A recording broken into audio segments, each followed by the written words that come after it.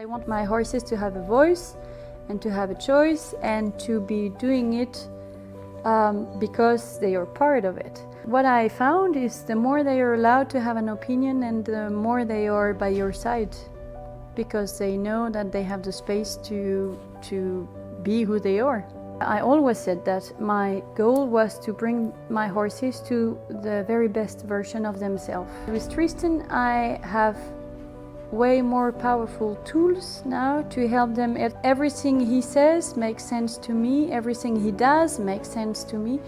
I learned all this work of what I call proprioception, so all the work with the small exercise and the back and across and the clock and the point release and how we work, how we help them to understand their emotions. But I did it through my gymnastic exercises, through the technique I knew to help them in their body. But I was helping them. And with Tristan, I discovered how to help them to help themselves in the end. And that's the difference. So what I discovered in my journey is that most of the emotional problems comes or linked to balance problem. As soon as they are out of balance, they get stressed because they go into a weak position, and there you have the emotions coming. So I had these answered about how to help them back in the shoulders and in the wither, to help them finding back the balance, and through this taking back the control of their emotions and feeling better. But with Tristan, it all makes sense and it's all linked. So it's not you use it, you just do it before work, or you just this day you decide. No, you integrate it in your daily routine, and so it becomes part of it, and it just goes completely normally into it.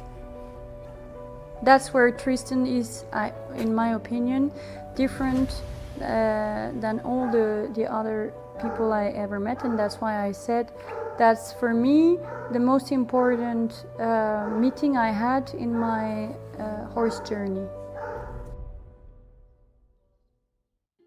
Welcome everybody, welcome to the live event. Welcome Tristan. It has been 5 months since our previous event. That was about how horses thrive, what makes a horse thrive. And tonight it's about forming partnerships, and not only about forming partnerships with your horse, but also with other equestrians and other trainers, because this time, Tristan, we're not alone. To be another first.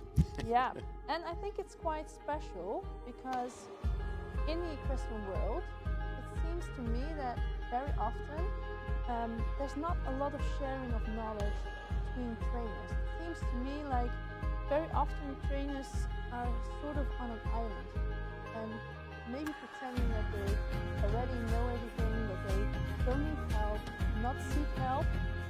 But it's different with you. You're very open about the journey, and also with our guest. Everybody, of course, already knows who our guest is. I'm very happy to have her here. So, Alizée, come on in. Hello. Yay! Yay. Thank you. They're clapping loud.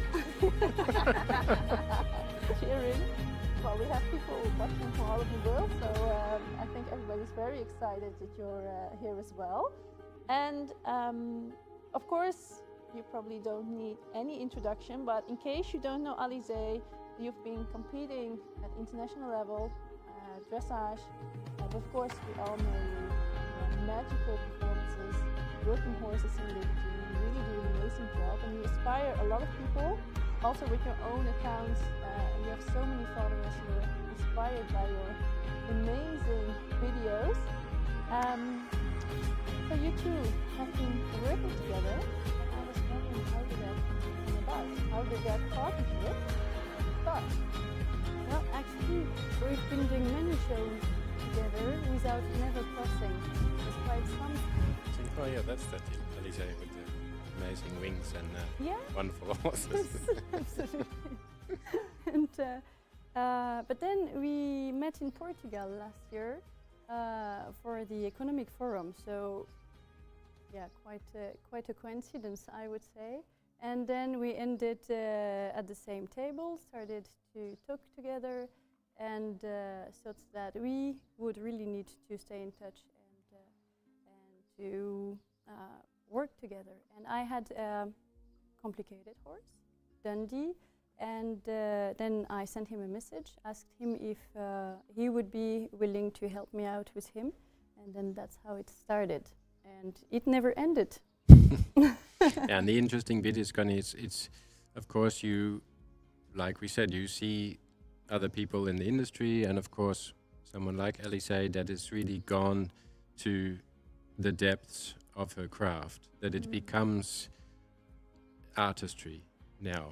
It's funny for me to stand here and say this about you while you're standing right here, but it's of course that thing of, you know, not just doing horses or being in horses or have competed or practiced something or trained with something, but really to go deep into your art and your craft, that it becomes an art. It becomes something that is very deep in your own feelings and your emotion and your memory and your life. And that's, I think, the thing that where we connected the most in Portugal. It's why we have come together and being able to, every time we get together and we work the horses, we start a conversation. Just like today, Alizée turned up, I was riding, and then she came along, said hello, and then we started to talk about horses, and we got into this deep conversation, and then we thought, oh, we better take this horse in. And yeah, but your horse was working the prize-giving ceremony really well. Yes, That she was a stood. good practice. Yes, that's right. I told her before, Alizé's coming, make sure you your best behavior. But it's something about that, and I must say that everything to do in my horse life is being about working with people and sharing information. It's what we have in the online training with sharing as many people as possible. It's what Alizée is doing with the shows and performance, to share and experience not only knowledge how to do something, but really a feeling, an experience, what it is to view something beautiful that you can connect with, that you can understand, that can give you more information about yourself and to help you to experience life for yourself in a better way. And that we have together. It's from kind of two different places, but they somehow meet and they intertwine in that way. And probably you'll get to hear it more as we work our two horses together. Yeah. Yes, very excited about that. And I think the people at home as well. So what is the plan for tonight? What will we be looking at? So Alizée has brought a special horse for me to work with. Yes, absolutely, and that's his first exit from home. So, and I also the first time you see this horse? I saw him one time. I went to Alizé's and I saw him one time there at home with her other horses. But yeah, this will be the first real time I have a focused training and, like you say, first time away from home. So we will be. And he made a huge change in his journey. So that's quite a different horse today than the one he met some months ago. So only took one session, you see. Yeah. That's the TRT magic. Nice. Yeah, Alizée had nothing to do with that. You know, I'm in holidays. He came a few months ago, and then I went in holidays, and I came back, and he was like completely this. changed. So in a good way, or because I still don't know, has it changed in a good way? No. He's really in this moment in a changing time. So that was the perfect fit to bring him here and see how he can handle his emotions, because he's the hypersensitive type. So that's going to be interesting. Yeah. To see. Yeah, and then of course, Alizée will get to meet my new unicorn. Some people may know, Dario. And yeah, Alizée will have the conversation with him for the very first time. They've never had an interaction, they've never had a conversation. And we've been saying more and more that it's interesting when we work each other's horses that we feel. I was in the beginning working with some of Alizé's horses and feeling, oh, this is her language. Oh, that was her. Some of our noises that we make had a different meaning. And so when you feel each other's horses, you have a better understanding of the relationship and the connection. And this is the part I like a lot about working with Alizée, and especially her horses, is she has a very good understanding of the personality, how they handle their emotion, how they feeling about their work, how they feel about their own body, about their situation, about their job, about the work that they're going into. And it's nice to then have a horse like Daria that's extremely special to me, that is a horse for me that is incredibly sensitive. And the liberty work is not something I've ever delved into deeply. So this is... So you'll be doing liberty work with Dario? Well, liberty I cannot say, because that's what I told Tristan. I'm really annoying with the basics for the liberty work, because it's like if you have a children and you want him to learn how to read, but then you put him in front of a table, you put a book and you say, hey, find a way. Yeah. So that's, I have all the basics. Maybe the connection will be really here and then he will be able, but in a first shot, I would say, no, we will stay into the basics. Yeah. I don't know. So you will see the first date. Yeah. And the most difficult thing for Alizée will be, she's dealing with a young Spanish guy with an Australian accent now. So this is going to be this quite is a difficult complicated. And then we will need to speak in English with a French accent. So that's quite a challenge. We will see how it goes. I'm sure it'll be fun. Yes. Well, I would say let's get started. Let's get started.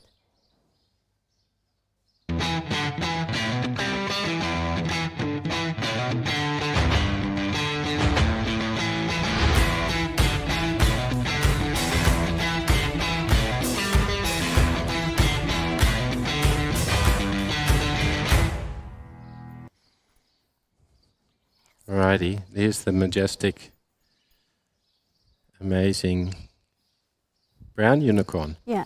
So he's called Novato, but I called him Amadeus because for me that's really who he is. That's this type of really genius, out of this world, very special, very different, but with all the struggles that come with that type of personality. So this hypersensitive type, in the same time with a big ego, so struggling with high emotions, and in the same time some dominant behaviors, so always trying to find the right balance.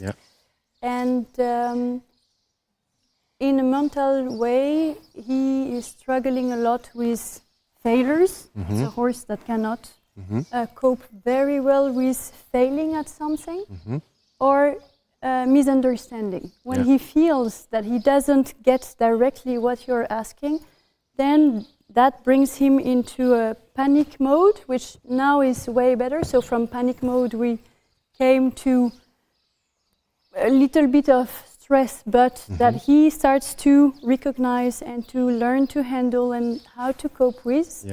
But we're still having to work really toward this. He needs to allow himself to fail, to make some mistakes, and to learn that this is part of the journey, part of growing. Yes, exactly. And from a physical status, you see that's a huge horse with spider legs, so sometimes connecting the entire body is still a little bit complicated. So he can still struggle a little bit to really use the lumbar area and all his croup properly to get his hind legs quick enough. So he can go into these spider legs, but we always need to help him to go really through and find his way through the body. And how old did you say he was? He's 8. He's 8. Yes. Okay. Good. You feel also, just when you talk, it's like if we're standing and we're talking about our children, then they start, he has a really young energy about him. That's he's still, for me, he's more 6 than 8 years old still, and sometimes he even goes really into the baby modus, but that's the way he copes with his energy, his emotions. Still, he's young in this way, and that's the same in the work. He has this genius way of handling everything. you would play and everything comes out and you think that's not possible, we never tried it, so how this can be so easy. But in the same time, it's still a baby doing it because his body can make it, but not exactly knowing how to do it. Which is a trap, of course, because we think, oh, he's talented, and we let him do his thing, and it feels so easy for him. Yeah. And without the processing and the understanding, it becomes... But we are, home, we are really careful with this, not to push him, so just like doing the basics, playing on one thing, so he learns that this is easy for him to process. He doesn't need to put some stress or pressure, and then we go back to basics, to the roots, never pushing him. That's very important. This one is the lowest training level at home. We are always extremely careful. He has a special handling because we know that he needs his time. That's really the baby of everyone. He's saying now. He's saying, patience. Yes, exactly. He's saying now. That's enough of the story. Let's get on with it. Okay, I can he's all take yours. him and feel a little bit. The nice thing is from the beginning I feel on him this bit, like the mummy security in what you are giving him, the security. Also, when we stand there and we talk quiet, you see the behavior change now that I have the rope. And before, when he stands with mummy, he's going to have a roll, probably. Normally, I would allow them to do that. He looks so clean and shiny. At home we are only girls, and he's still struggling. Like the blacksmith is a man. Men are still a little bit stressful for him. That's that makes him more uncomfortable.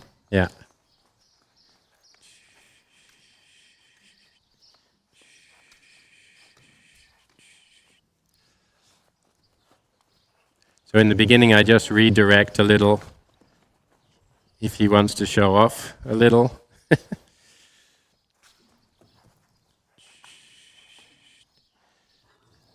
I just give him a small awareness of the space by redirecting, but not really controlling him. And I give him some awareness. Sometimes the movement around is, of course, the new energy on the rope. He's feeling, for my feeling, the expectation. Okay, why is she handing me now to him? What is he going to ask? What is he expecting? So it's really... Which is the problem about failing and doing some mistake. He's always about the expectations, and he needs to be focusing more on himself than on the other's expectations sometimes. So I think he's been doing a lot before without being able to understand the situation and without being able to fail. And so he is really into this pattern of always being careful about what the people are expecting from him. And so then it's really important for me not to ask anything in the beginning, but just to redirect, to give him the sense that I'm not going to try to do something to him or with him, but give him straight away a sense of comfort by giving him some awareness of where he is within the space. And then I have to be also really grounded in that moment to give him the sense of, I'm not busy requesting or having any expectation on you. I just want you in the beginning to have an awareness of where you are in relation to me, and that he gets the sense that he can let himself in this first moment, in a new place, in a new space, first time away from home.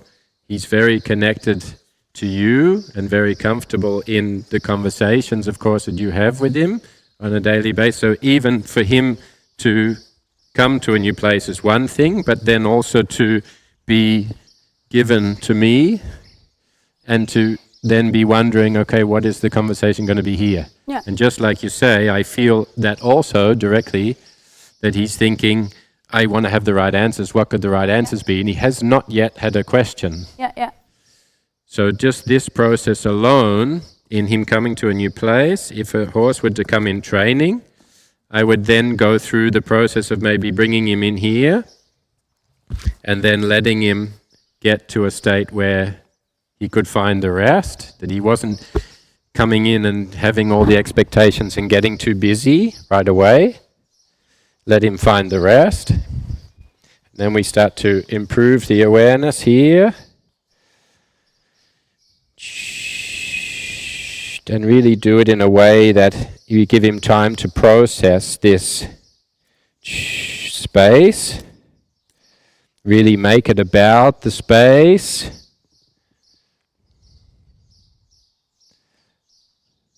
And that he also can redirect his own body and his own energy into a state of rest.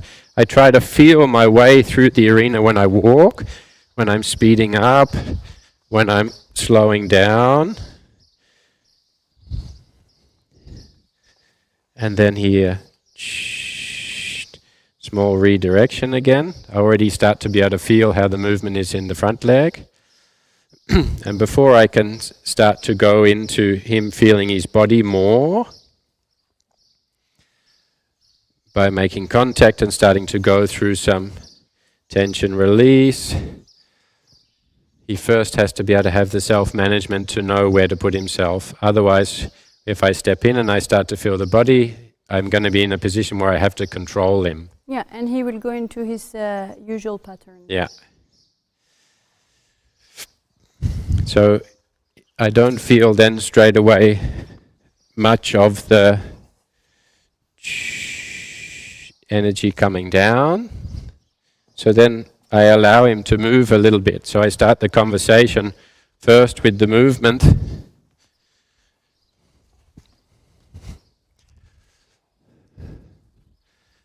And less with the awareness. But I also will have a little bit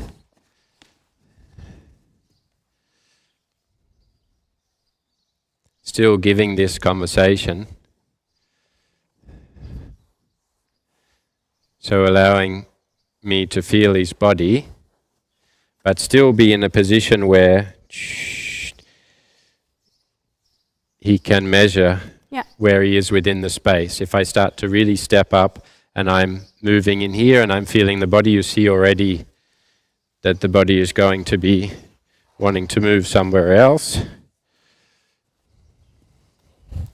Yeah, proprioception and his awareness of the space can be quite struggling for him. Yeah. And we've even got the information that probably his vision is not perfect. Can be a little bit blurred, which can sometimes makes him struggle with the different lights or where he's in the space, according to if it's sunny, if it's cloudy. So that's something we're trying to figure out at the moment, because with the horse it's quite complicated. You cannot put some glasses or stuff like this. So that's why we've been working a lot into all this proprioception work.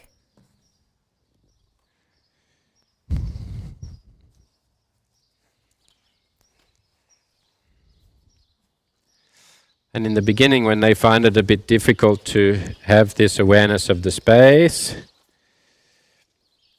through walking directly straight ahead, they want to walk a little bit around you, past you, then I don't go too then heavily into demanding that. I just find another way in which this is the start of our conversation, so I want to start the conversation in a way where he feels he can get the right answers, and if he's finding that first bit a little bit difficult, then I move into something else where I can say, yes, this was good. Oh, yes, this was good. So this awareness of the space.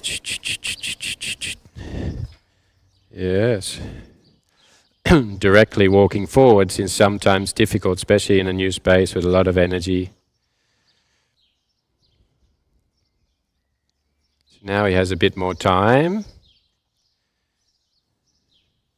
to feel where he is in the space. And then being able to redirect the body that he's moving, front legs just a little bit behind and across. You see the front leg wants to, of course, step forward all the time. This was good. Boy,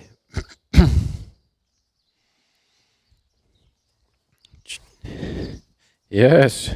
Hey. And doing it in a way where the steps start to slow down. He starts to feel the ground a little bit more. He gets a little bit more grounded. And then the normal places where I would start to go into the tension release from my finger, again, because I want him to be aware of the spatial awareness, I then will have the same connection as I would do close to him. So we're starting already tension release now. Some awareness of how his body feels. But from further on. From a distance, yeah.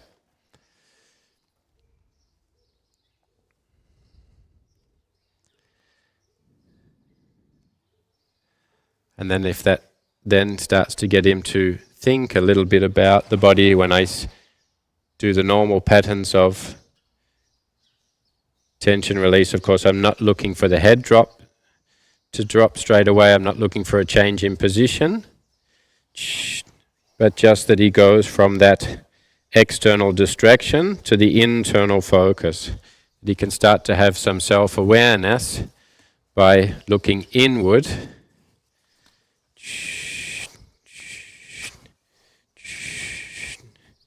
Yes.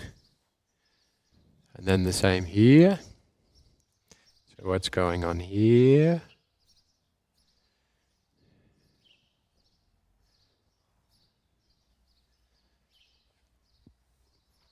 And a little bit here. Oh. And also a little bit here.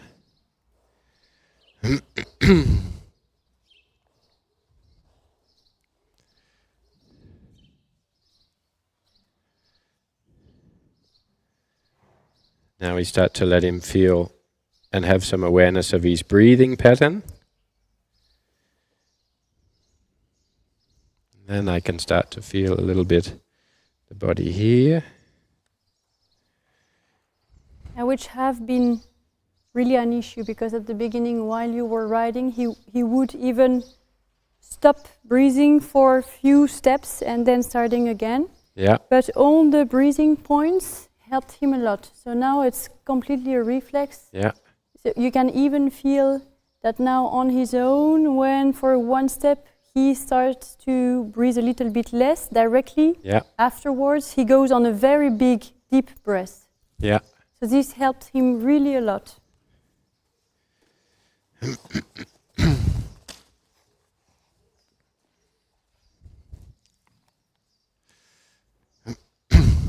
So then I just go through having a mix between a little awareness work, a little tension release work,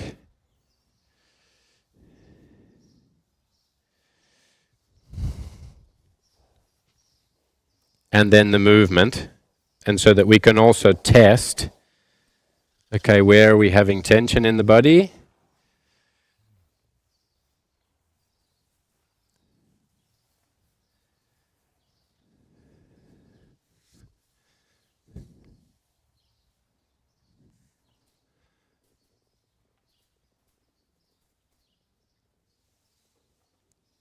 And then looking for those moments to go from the external distraction to the internal focus.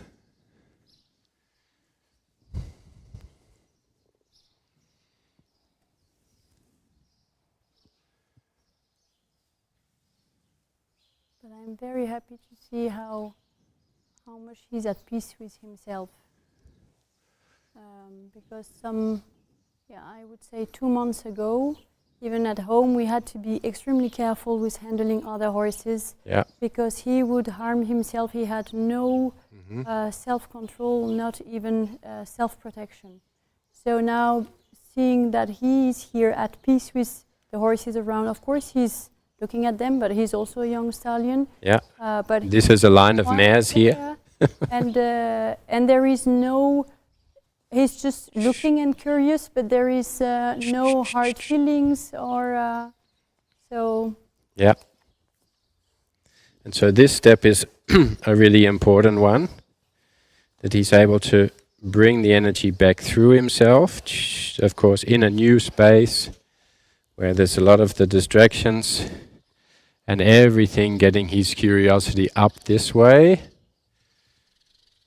We want him to be able to have the self-management and also the understanding that we're able to, before we can ask something out of them, we have to put it in them.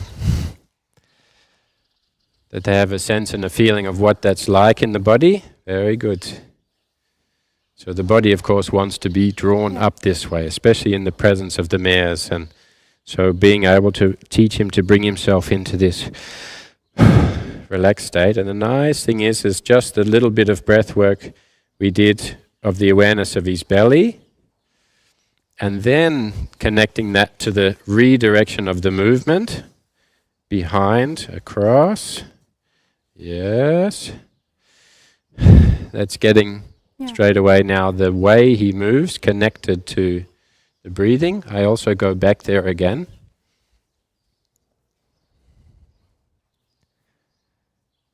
And just feeling the contraction patterns. Hey, good boy, yeah. Oh. Now we get the Buddha belly a bit. Helps that he's sniffing the shit on the ground. Oh. And then the redirection the other way. So slowly, before we start to ask for a forward step, I want to see that every time I go after a break or after some awareness work, yes, that we can get to this stage. And before we can go really deep into the body and to let him feel himself internally, and we start to be able to do things to create a better symmetry, and that the vibration through the body can release more tension, can connect more parts of his body. He has to have the stillness, because as soon as we start to go into that and he feels something, he will go into tension, and then... So this was better.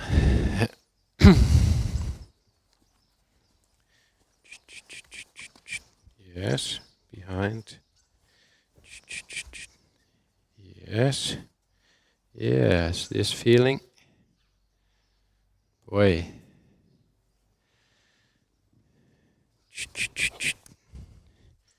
Yes.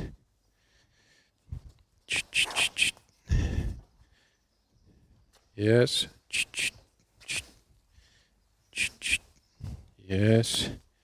Yes, good. So this redirecting of the front leg.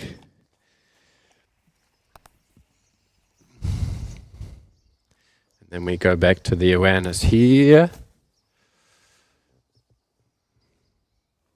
So relaxing, softening this part of the body.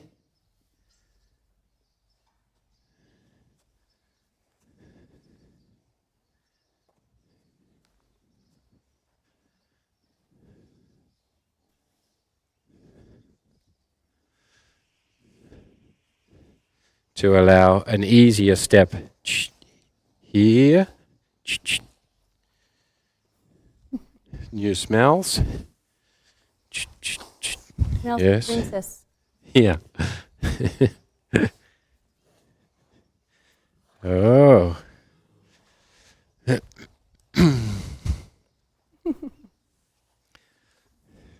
So going through that process of creating a little bit of a manual release here, allow the muscle to go into tension, then you feel under the fingers the muscle starts to relax.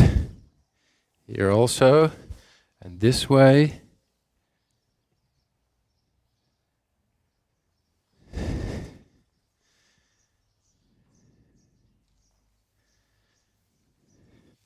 And then, good boy, the redirection here.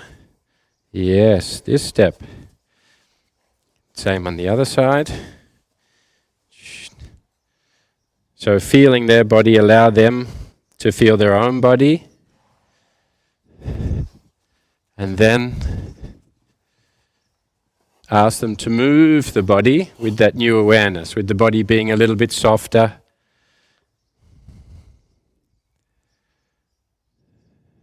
Yes.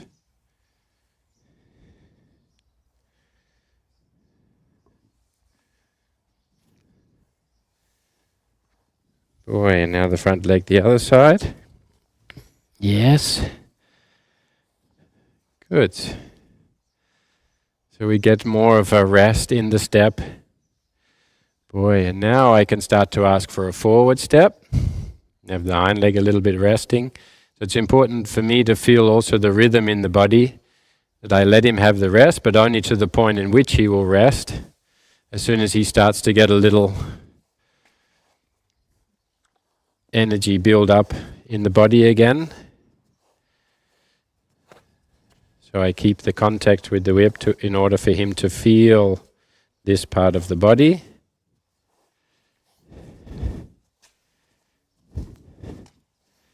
Now taking the energy back towards the whip, so he's not running away, he's not having a contraction in the belly before moving.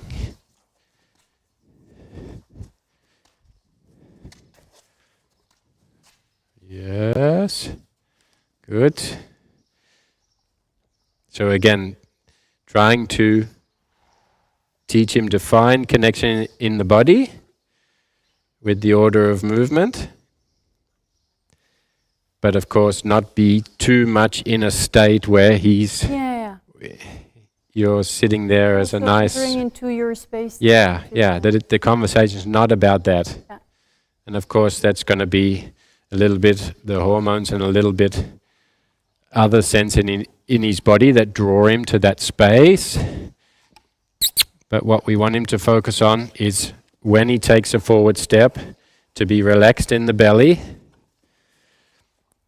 to keep being able to breathe out, not make too much contraction here. And when he relaxes, that brings him to the stop. And that he can have this relaxation, opening the front, bringing the connection in from behind.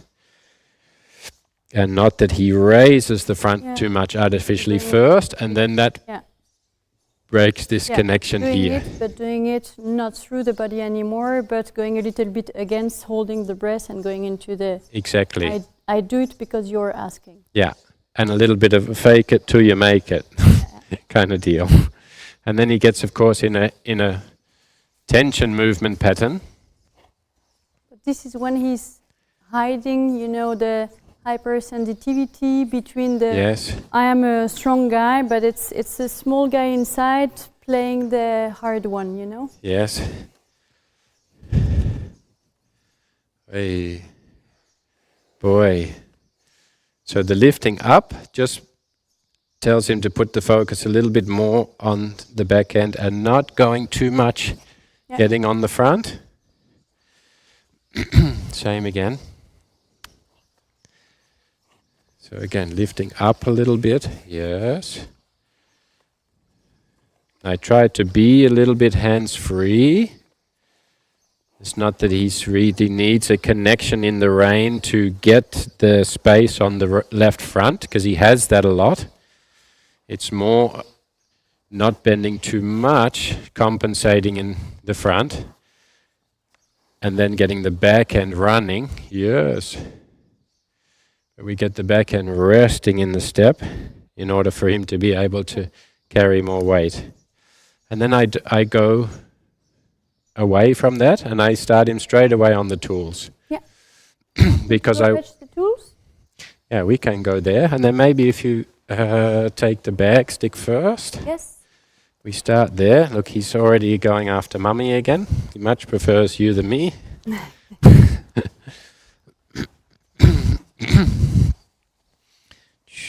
So the awareness of the space. Good. So this will get better as we go along.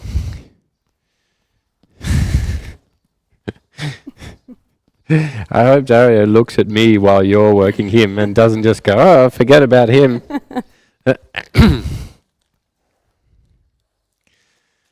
So the contact part is good. He makes contact, and then I go particularly to this area.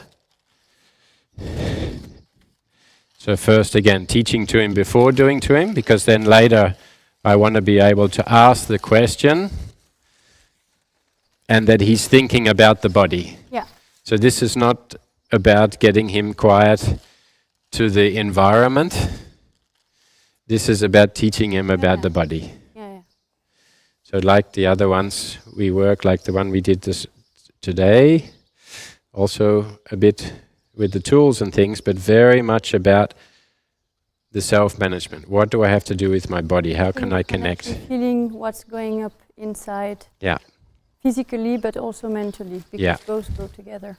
And of course, this is interesting, and we, of course, have this discussion easily because we're looking at our horses' bodies all the time. Yeah. That's also what's interesting when we work together is I start to read the biography, and then I'm waiting for you to say, yeah, I feel... Indeed. Yeah. and even though I have flags and bags and things, and you have whips and your neck ropes and your other tools, we have the same goal. And for me, then it's not about having them being used to things so they just don't care. It's about having them being able to process everything, to understand what's going on, which emotion is connected, and how to handle what's happening to them. Yes. Like we would do also, not being trapped into something, but being this was quite... There's a death on the there's a death on the live stream. We can't help that one, unfortunately. That was not so far. That was Mummy pushing out the reject bird from the roof. Okay. So it's the first time we've had a death on the live stream. So we can say that he was quiet. He was quiet. Some people things were falling dead from the sky, and he stayed relaxed. So we've improved. So the thing about the tools is, of course, when you introduce the tools, you are giving value to the connection, the self-management of the body. But it's important and necessary to give pressure in a situation, pressure being that we ask a question now, and we want him to find this connection in the body, this control state, so that we don't want him getting up in the energy.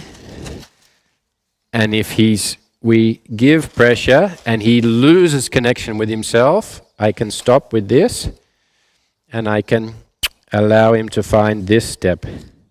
Maybe what can be interesting to explain is the first time we introduced the tools at home, he was full of spasm everywhere in the body and in the muscles, and it took really a long time for him to be able to understand what was going on in his body and to learn how to relax his muscles every time that his body would react very heavily to it. Yeah. So, because when we see him like this, we can just think that... I said, Alizée and Tristan, here's one they prepared earlier.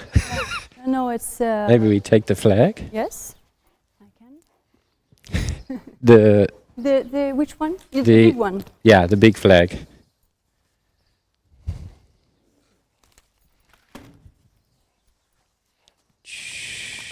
So you see straight away when you go, but also, I think he's understanding my terrible English, my Australian. Can you grab the flag for me, Dal? That he's thinking then, oh, what are they bringing next? Am I going to be able to... Yeah, to handle it and process it. Yeah. Yeah, that's really something very deep down inside him.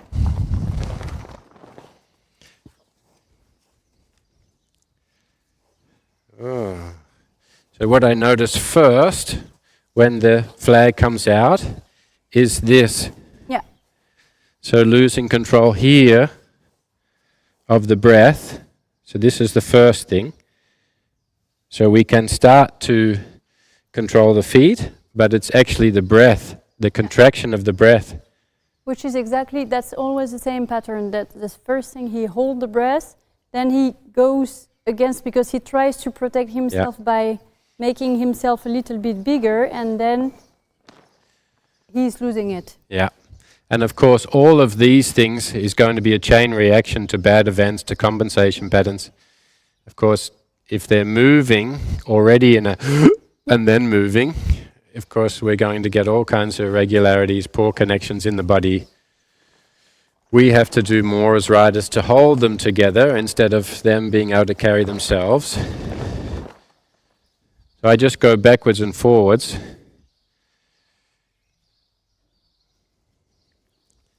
So we thought this was going to be a big, exciting session, but so now he keeps very much the softness also here. Yeah. And then I like to be able to see through that this part of the body will start to come up. Yeah. And then I can do some also basic mobility. And for me, basic mobility is for them to be able to feel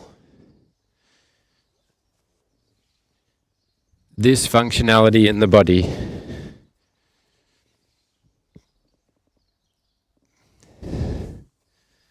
Boy. So when he moves, when we start to ask a question, he becomes very aware of this part of the body. Yes. Connected here.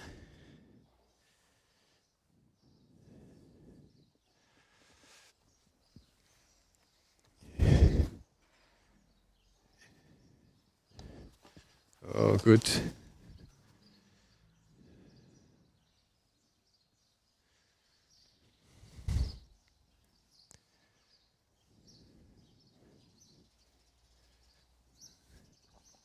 Then that we get all the tension released, and then... And what I like to see is that they start to focus not on the flag, but as soon as the pressure comes, they go, okay, how am I feeling? Yeah, what is my body doing? How does it feel now? Maybe we go with the clappers first. Yes. We can maybe do two, Alizée, grab the two clappers, and then we see now. Now I'm going to focus here. Yes. This is taking a little long. Okay. So this time when you go away, he was immediately again, he could feel that expectation part. But then instead of going to control him, I go back to this awareness of the breathing part, so that he starts to think about himself in that moment.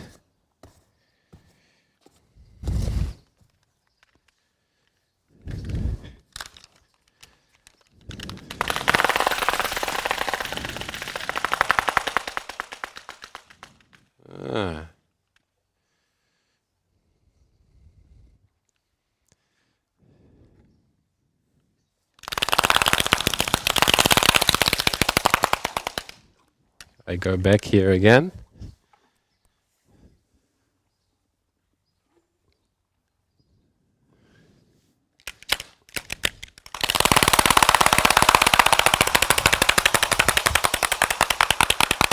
So first part of the contraction comes here.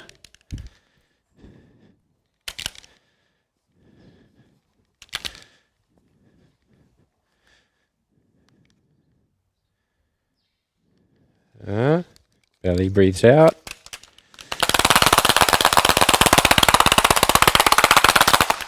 Good.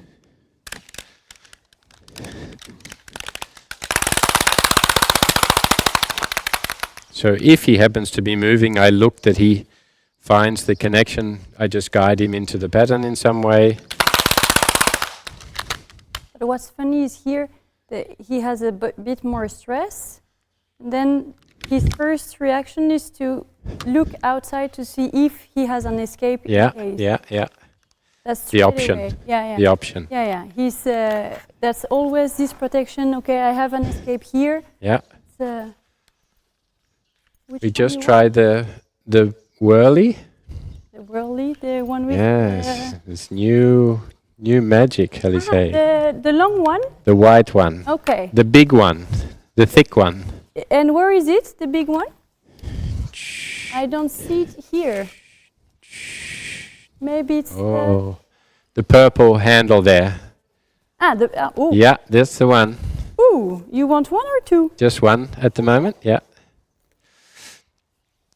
This is indeed something new. Yes.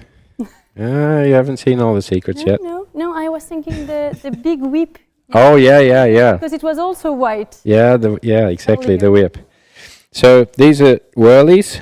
It's an Australian invention. Actually, I don't know if it's an Australian invention, but these are made by Sarah Hopkins in Australia. They're actually harmonic whirlies, to be precise. This is a low D, so it's actually tuned to a D. Yes.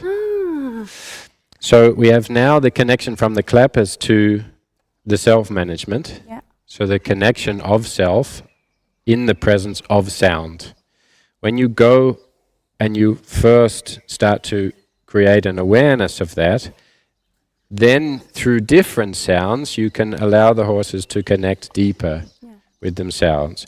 A D is a down note. Yeah. If you go to like an E sharp or something of a higher, you can actually allow the horse to feel that he's picking his body up. Okay. And in the end, this becomes, through sound, a way of creating more awareness of the body from something in the environment that they're influenced by, in this case the sound, and that they start to be able to get in tune, pardon the pun, with the music and the sound. They get in tune with their own body. Okay. So if we, That's interesting. yes. So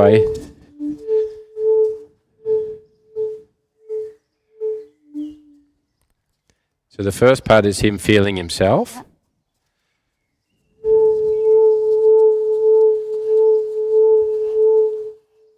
If he loses control of the body, I go back to the shape if he's moving, or I take notice of the part of the body that's going into contraction.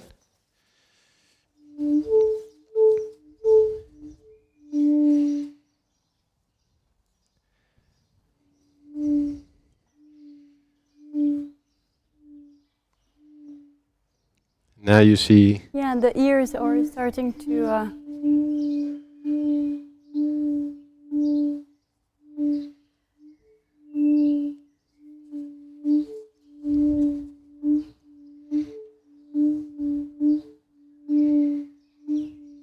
Now I can remind him a little bit again about the body.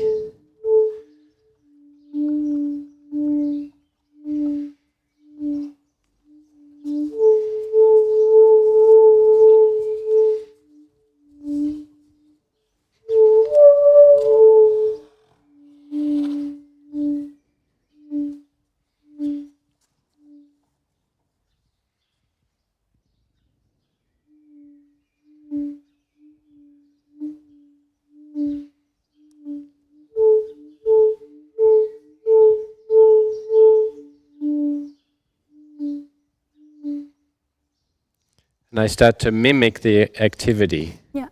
If he's getting busy.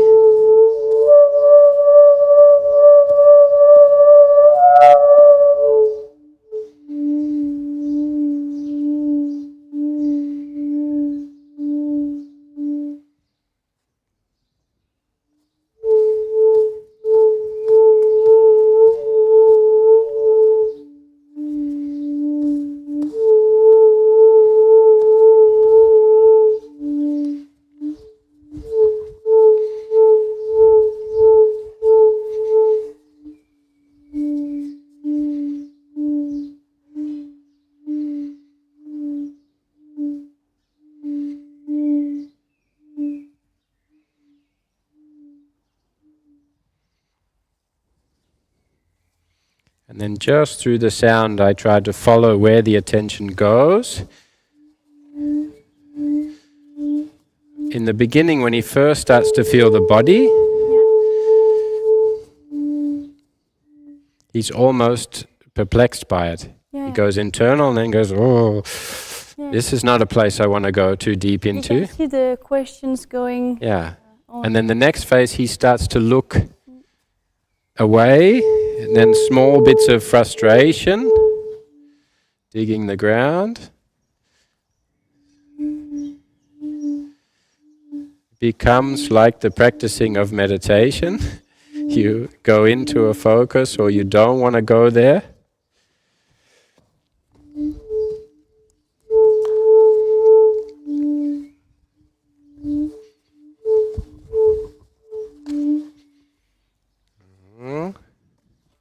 Then we feel a little bit the body again, so that he's feeling the body. What happens? Now we have quite some tension here. Yeah. So the sound affects the internal tension in the body, because he thinks my whirlies is a incredibly annoying sound. But of course the internal feeling of the body is the part he has to become more and more aware of. This mastering.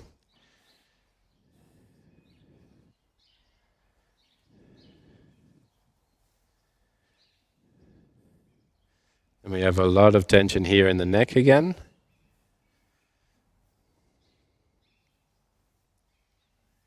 I just take the little one, we swap this one for the smaller one, then we just give him. And in the beginning, just the introduction of the idea, planting the seed about how the body feels, bring some awareness to the body in the presence of the experience of the sound. This one is also a D, but it is... Hi.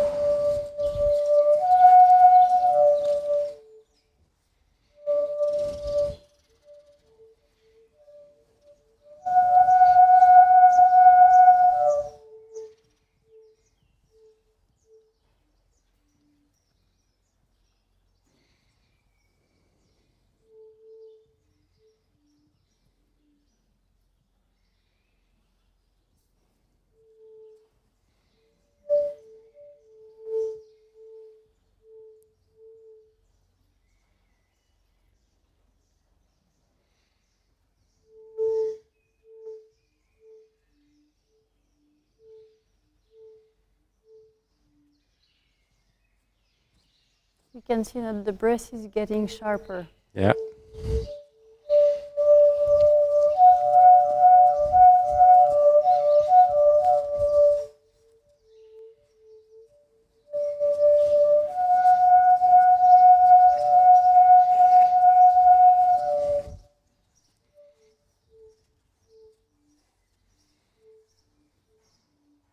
So it's not so much about him learning to control the sound, learning to get used to the sound, to be comfortable in the sound, but tuning into himself. Yeah. And you see when the... Finding the answer inside of him. Yes. And feeling what happens. His own bubble, yeah. It's a way of having more awareness of self, what's happening in your body when you're experiencing something, and when he can start to follow the sound can teach him the pathway to follow the body. Yeah. If we are, of course, able to take up the pressure of the sound in the right moments.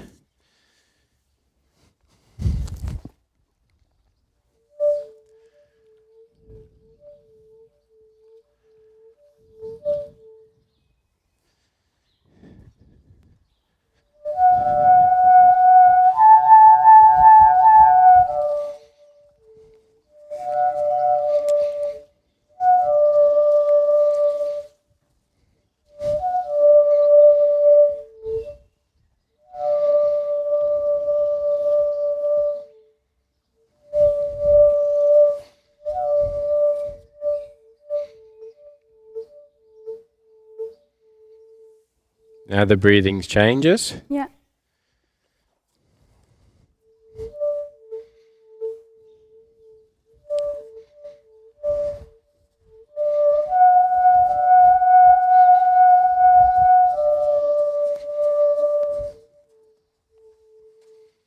higher note is easier for him to process than the down one. Yeah. Boy.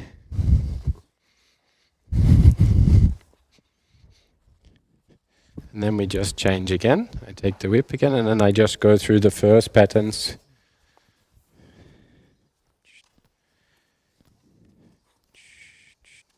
Oh, good.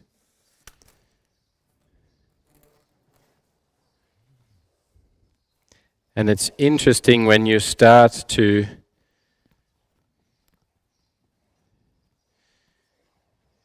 the whip. The whip. Yeah. Okay.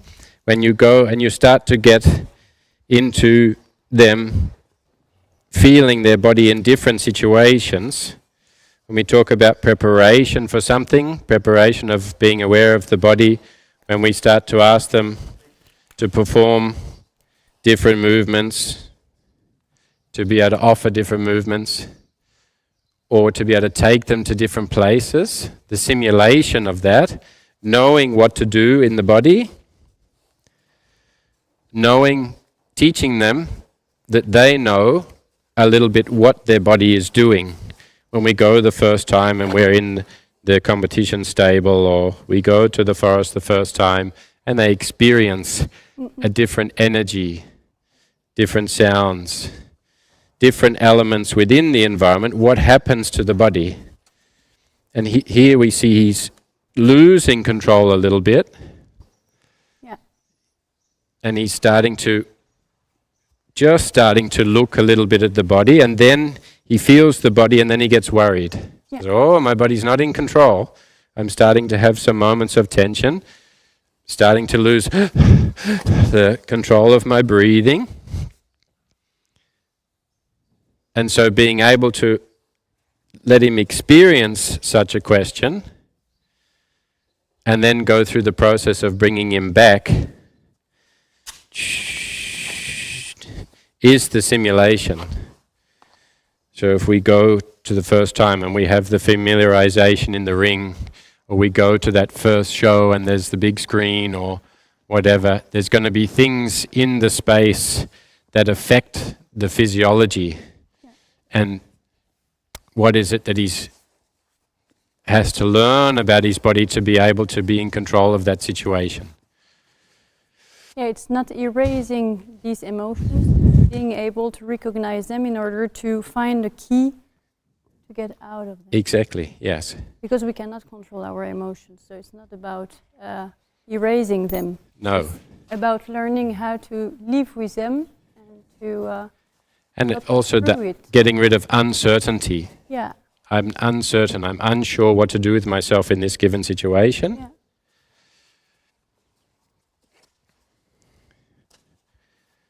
Oh, good. And then I let him just move a little bit.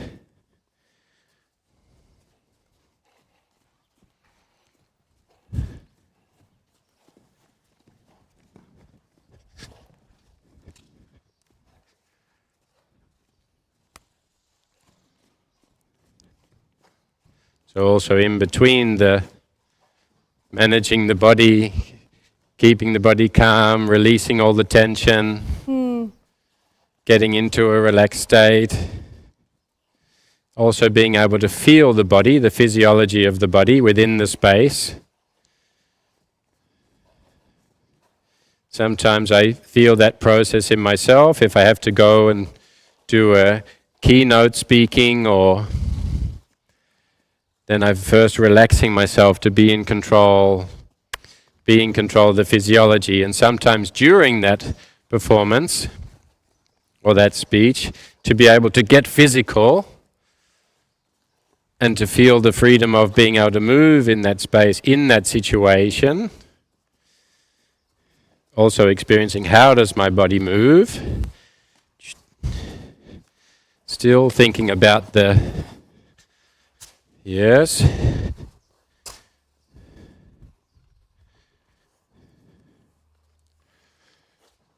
The redirection, good. So learning even when we take the energy up, still thinking about what he's doing with the body. So not doing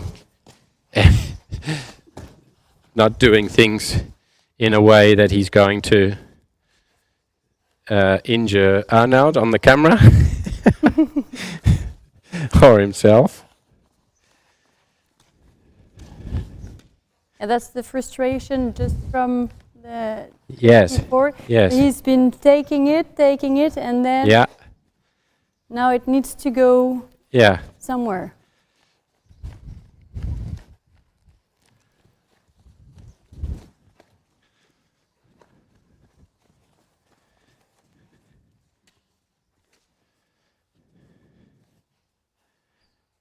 Oh. Boy.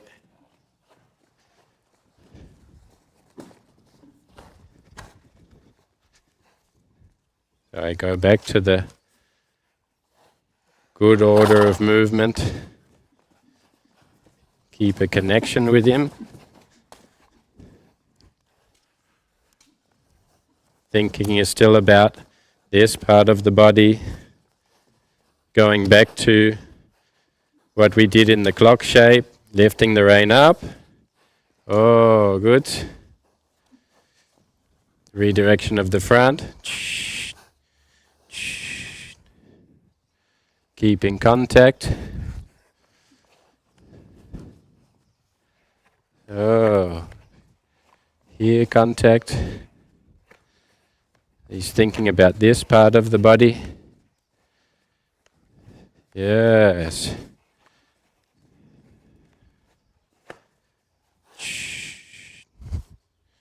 Good. And you see straight away when he goes into his emotions, then when he's not grounded anymore, all the body gets disconnected and he doesn't know. Now I press on one of your buttons. Exactly. Oh, I just entered Alisée's conversation. Looks more pretty than mine. Yes. But that's funny how quickly he can disconnect himself. Yeah.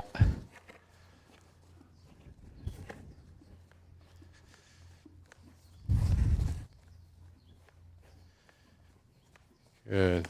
So all of the pieces that we go through in the tension release, of course, the good order of movement, that he's not making a silly step and he can manage himself, he can keep connection with the physiology, with the body, but then going back to the tension release bits,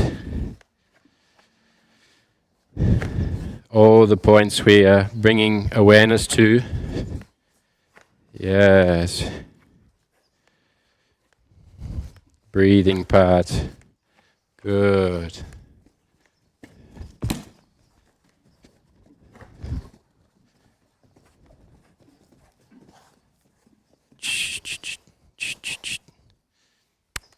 Redirection.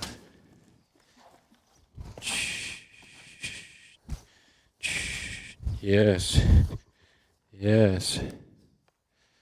Oh.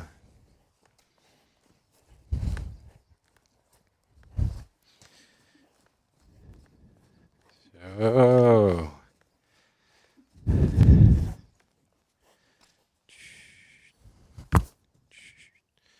Yes.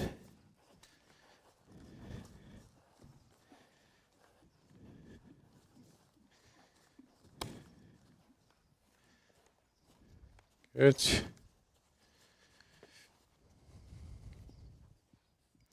And it's important for him, I feel for those horses, it's important to be able to go also to this place and learn the contrast of when they lose connection with the body. Of course, you don't want them throwing themselves around too violently that they cause themselves an injury, but that they have a little bit responsibility. Yeah. And you can go to that place. And especially this young horse with a lot of vitality and energy in the body. You know, if we're always focusing on that, releasing tension, getting relaxed, deep focus in the management of oneself, sometimes it can tire the brain and they just need this break out a little bit as well. Boy. So normally, I would say, when we're working the horses together, we would say, okay, let's go and get another one and let him have a break in the box and then bring him again, and then we start to do the exercises a little bit together. But of course, we are running a live stream. There's other people watching us. So, but it's an interesting process for him to come, new place, new space, and just start to plant some seeds. You know, we've started the work. And that was interesting because we could still go through some emotions and through some frustrations. So he had to work through also his struggles. Yeah. And I'm happy to see that he goes into the struggle, but not with such high emotions as he did. Yeah. So that means that even in new environment with someone he doesn't really know, so he can't trust really at the moment. You can be proud of him. He can still try to connect and to find the answers and not losing it entirely.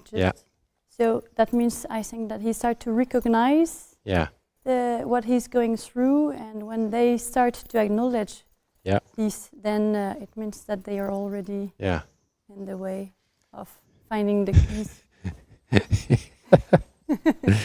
Okay, young man. To show the world. Yes. He's really pretty. Good boy. Good boy. It's going to be an interesting day for him tomorrow. Yeah. Good boy. So yes. Good. We let him go back to the box. He can have a little rest and then thank you very much. Go further. Good boy.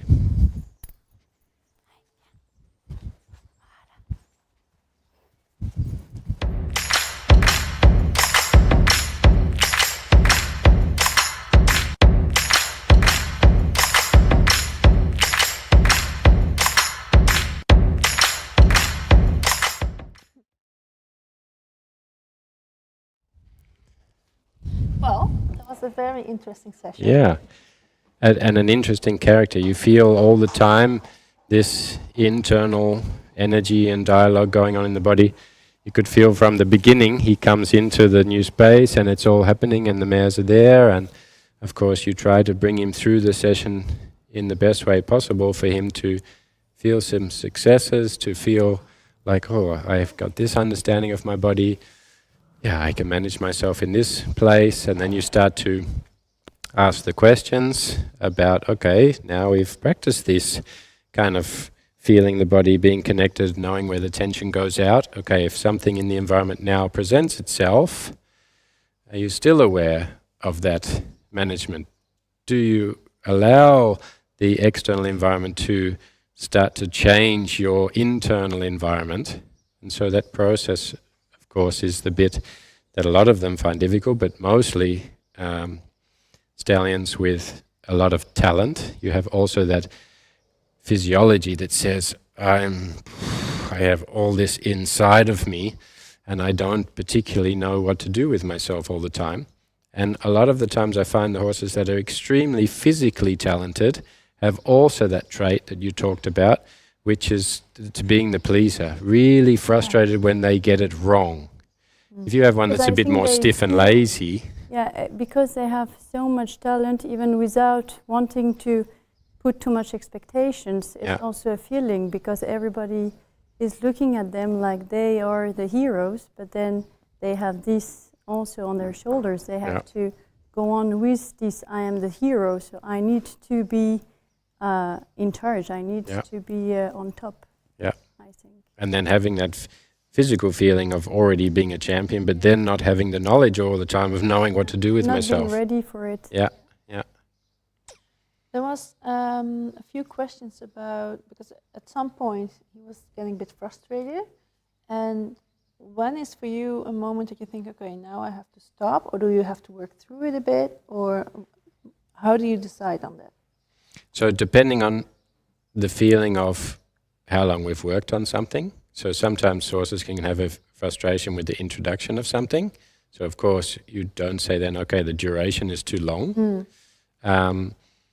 And a lot of the time when you start to be able to change a feeling in the horse's body, sometimes that can already be the reason for looking somewhere else. Okay, this feels a bit different and strange. I'm going to go and try to activate my own mind and distract myself with something else. If I starting at like 0 and I go a little bit +1 and then I go to sort of -3, that they start to get a little frustrated and it starts to get into a pattern of having less management or getting more tense.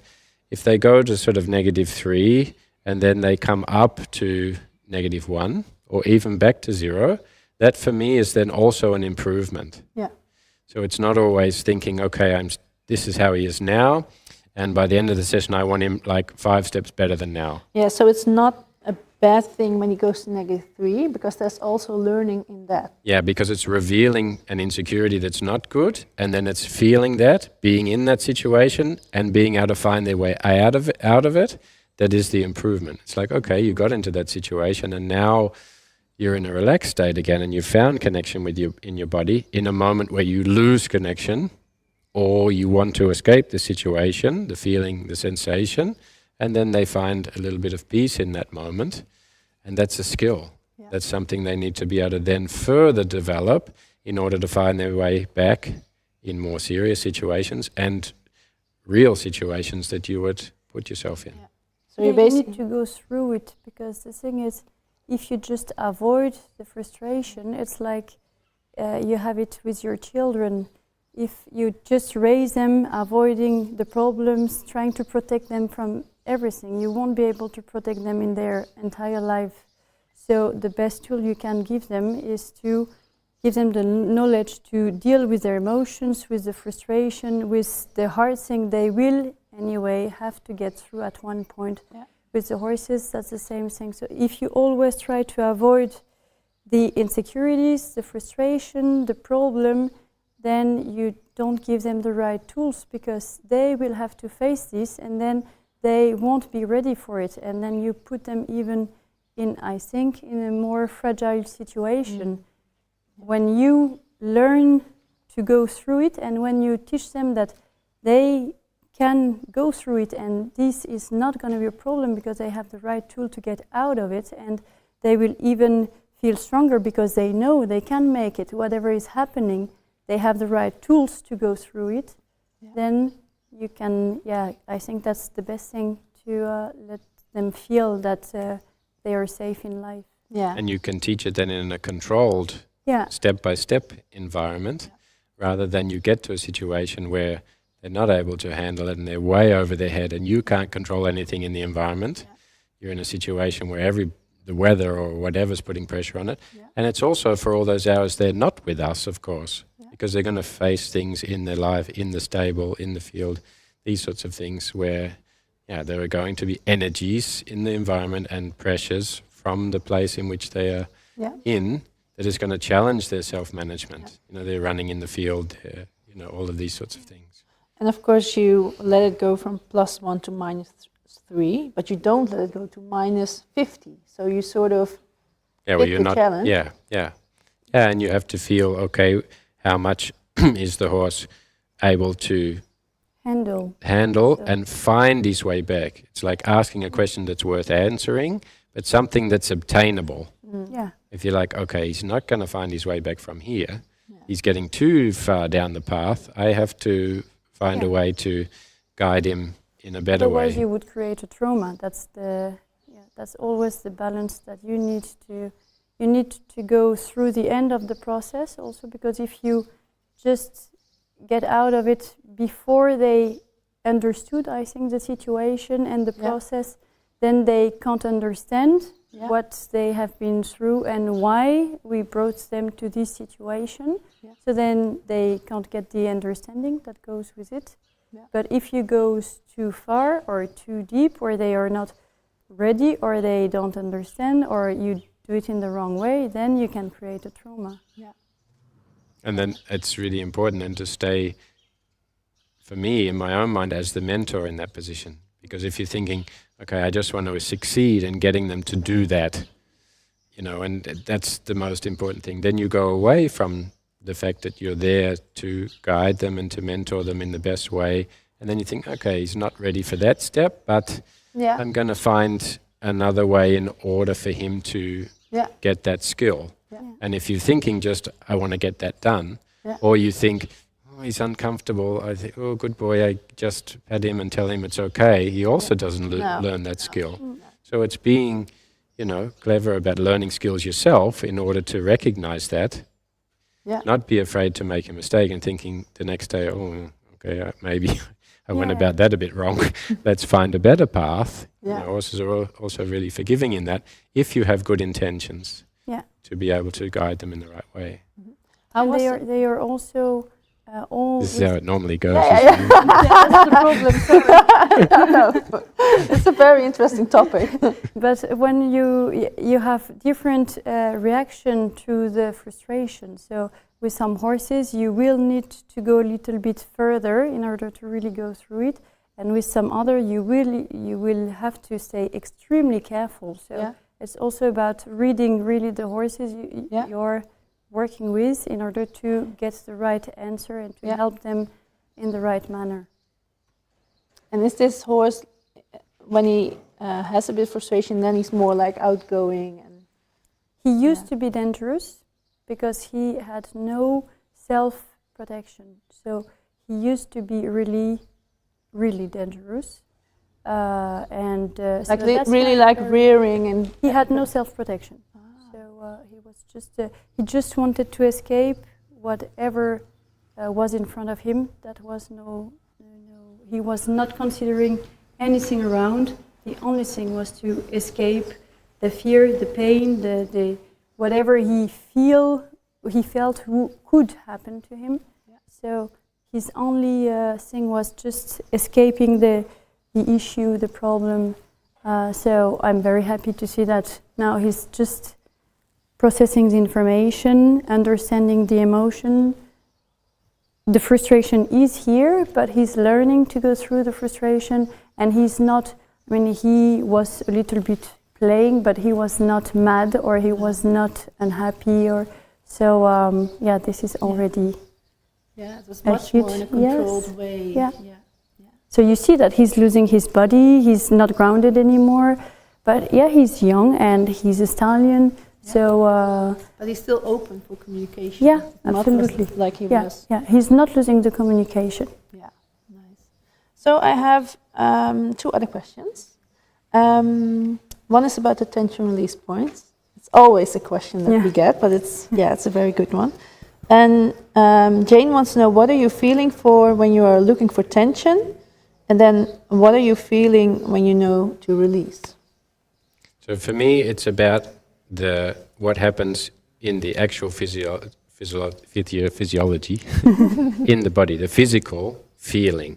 So if I have a horse, for instance, like him with the breathing, when I see the skin tightening, the body having an involuntary contraction pattern of protection, and I go to that part of the body, it pulls away from me often.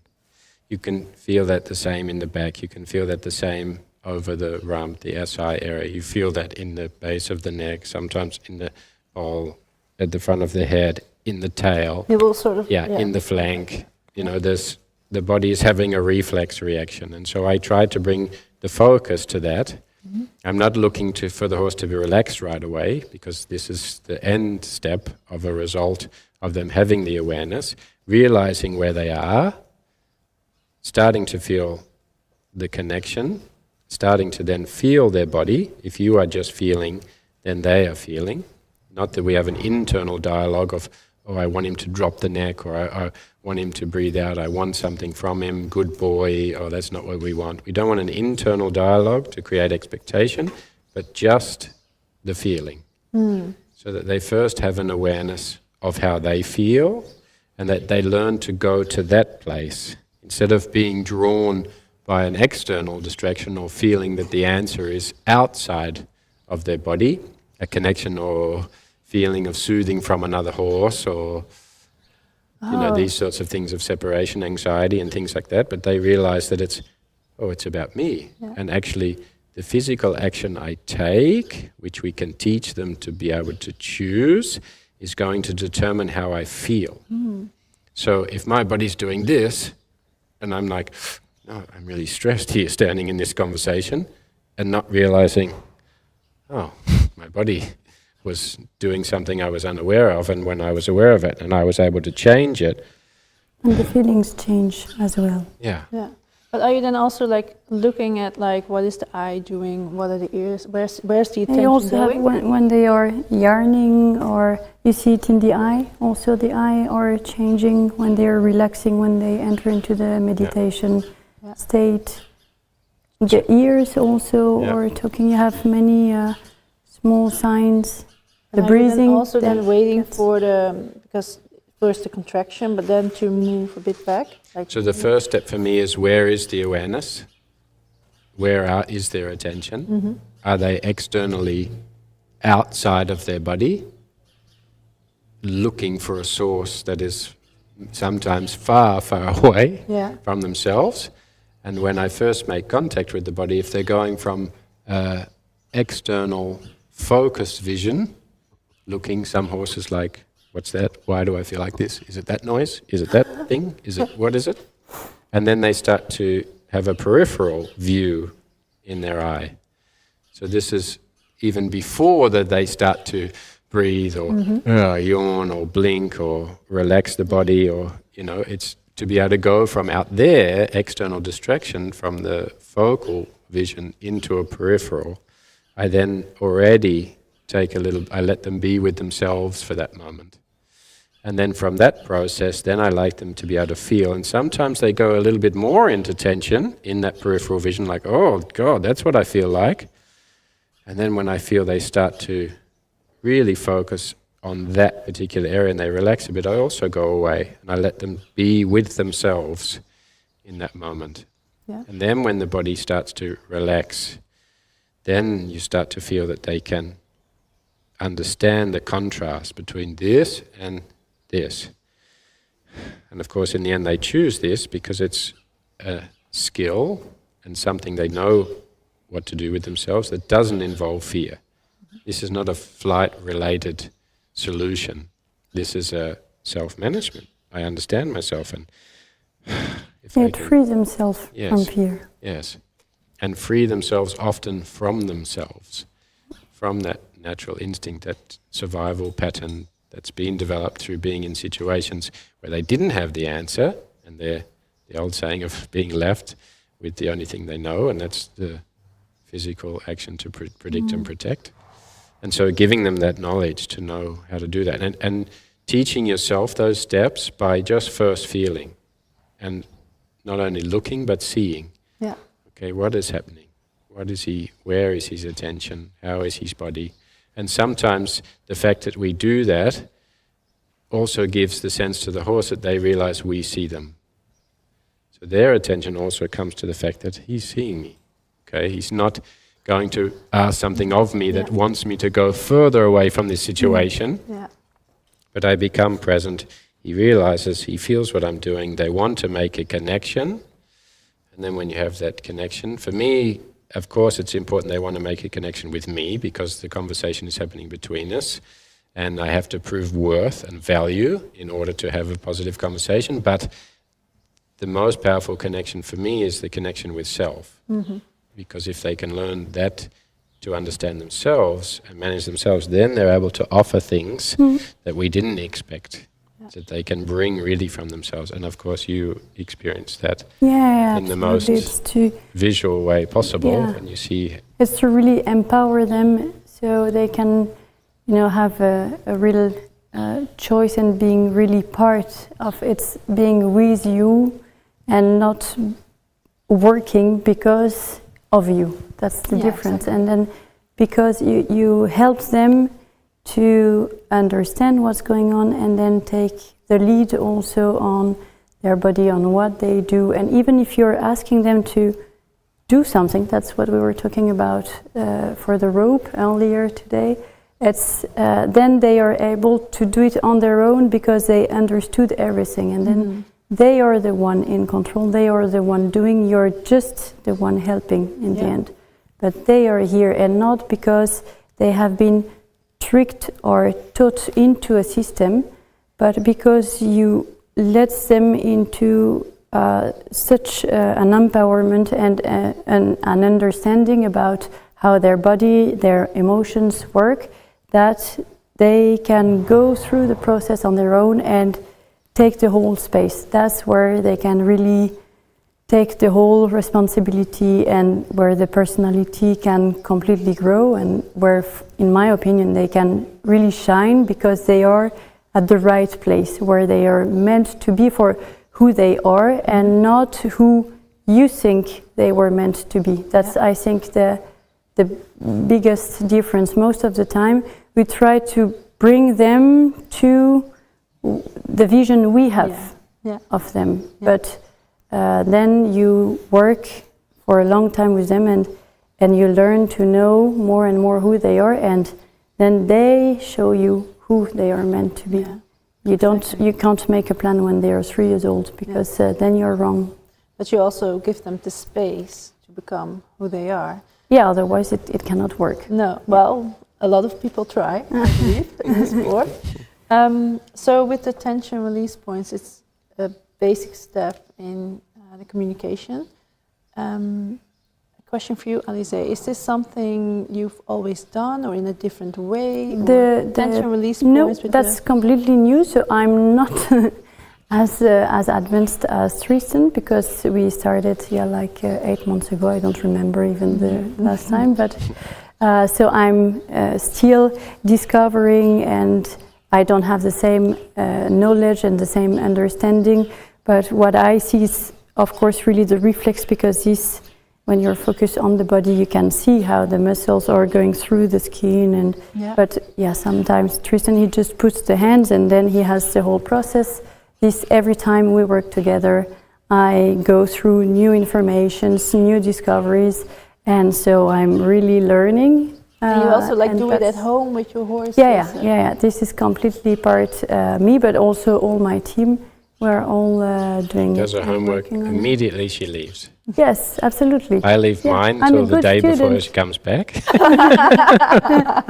We'll see. An A student. No, but you can see, and I also did it on different horses for a student who had horses with a lot of difficulties and a lot of stress, and they all understand this. This is really something. You can have many personalities, different bodies, different traumas, journeys. They all have different reactions at the beginning, so they have longer or shorter process to understand, but in the end they all really make the connection between their emotions and what's going in their body, and this is a real game changer. Nice.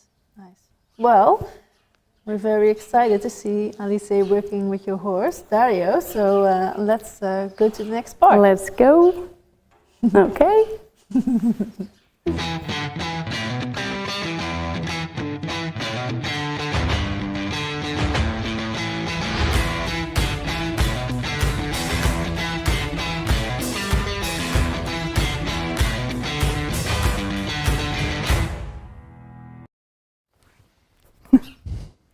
He just told me that he's got an incredible amount of energy, and he feels like bucking and running and jumping. And amazing. Then you will have a lot of fun. yeah. But you know him, of course. He's highly sensitive. He's young. He doesn't really know a hell of a lot. He's been under saddle a short time. Yeah. So he's doing the basics in the riding. He's a horse that's, for me, more connected with his body than probably any other horse I've ever had. I have to be careful. Actually, he's teaching me a lot about what I wasn't thinking about the day before. So if I start something and I have an idea of what I want, and I'm not following him in that moment. I had a preconceived idea about what I wanted to work on, and then I didn't follow what he was about to offer or the pathway of how he felt in the body, and then I come the next day and I feel it immediately. Yeah. He's like this is what you did with me yesterday, and this is the the plan from that. Yeah. So yeah, he's also a young stallion, so he's got some little stallion tendencies. But you will be on your best behavior because I want you to show how good you are, young man. You've got. Don't put pressure on him. Hey, No, we were talking about expectations. Yes, exactly. What are you doing here? I'm just gonna feel the body to make sure it's in the right place. Okay. Give me the rope, young boy. Okay. I will just take. Do you have the one with the white and? My magic one? White, yeah. This yes, one. Here. Yes. Perfect. But that's the short one. You have the long one? No. Ah. Okay. I only have that magic one in the short Okay. version. Then I will start with this one, and then I will Yeah. switch with my big one. Okay. Yeah. So I'm sorry, but I speak a lot with them, way more than you. You remember the first time? That was complicated. But it's because it's really my way. I use the voice a lot to connect and to lead them into the tempo and try to help them in their body. It's funny, I thought in French in the beginning that voilà, I thought that Yeah. that was almost. Yeah, no. I thought in the beginning.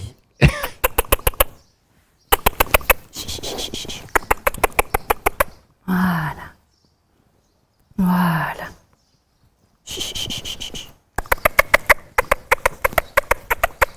So this is just, voilà. Here it's normal, so he doesn't know me, but the first thing I just want is being able to walk close to him without having expectation, but with him trying to feel the space. It's a little bit the same than you do, but in a different way, because for the liberty, then we will need to be shoulder by shoulder. So I just want to be able to walk here. So here he's trying to figure out what I'm expecting, because this is also not something you usually do. You're not at this place. So he's trying the Spanish walk, then he's trying to bite a little bit. So I will just give some few informations. So here is keep your space, his space, my space. Shh. Voilà. Voilà. Voilà. And then trying not to put pressure in this arm, because shh. Voilà. Bien. That's the same. I want him to be not behind me, but also not running away from me. So just being able to be like two friends, you know, in a jogging, talking to each other, no pressure, no. I don't want to have too much to do for him, and I don't want him to feel that he has so much to do for me. Voilà. Voilà. Là. Oh. Yeah. So you see already he has one ear here, the other one there. He's a little bit thinking, okay, I don't know what's going on in here. I'm not sure this is going to be fun, but I'm going to give it a try. It's interesting, the whistle again, because of course my whistle is, hey, you've missed the first three, it's time to get going. Yeah. But it's amazing how quick they can adapt from feeling your intention, Exactly. even though your whistle is stop and mine is go. But Of course, this there's is other connections, the body power language. of the intention is more important than actually what you say. Yeah. Voilà. Voilà. Bien. So you see here, he's still putting pressure when I ask him to go. So that's okay. We'll just keep doing this easily till he feels that it's easy. I'm not expecting a lot. I'm not asking. It's just going in and out, easy, each one in his own space. Wow. Yeah. It becomes effortless. He doesn't have to think. He's just Yes, in the exactly. place. But it's just, we are connected, we just go, that's no pressure, that's no. Shh. So you see he's still thinking that I am expecting a lot from him. Yeah. Voilà. Bien. Bien. Voilà. It's interesting because I have the same pattern in the riding. When I get on, I first walk, long rein, pick up the rein, long rein. I ride a shoulder in, a leg yield, till he gets to the point where he's not thinking 100 steps in front of me. Yeah. Was also with the getting on in the beginning. He was already thinking about how he would do the canter when I was putting my foot in the stirrup. And you see how much it's hard for him not to have anything to do. Yeah. So like he's trying to go away to... Là, bien, hop. Voilà. Voilà. Voilà. So when he's more relaxed, then I give him more space. Voilà. Because I don't want to be too much into his space. I want him to feel more and more that he has his space and he needs to feel this space on his own and for himself. Because what we want to do is to give them some tools to be able to work with you in the liberty, but to think for themselves, we want to teach them to be smarter and smarter in order to understand what's going on and to do it for themselves. Yeah. You don't want to trick them into something they don't understand. Yeah.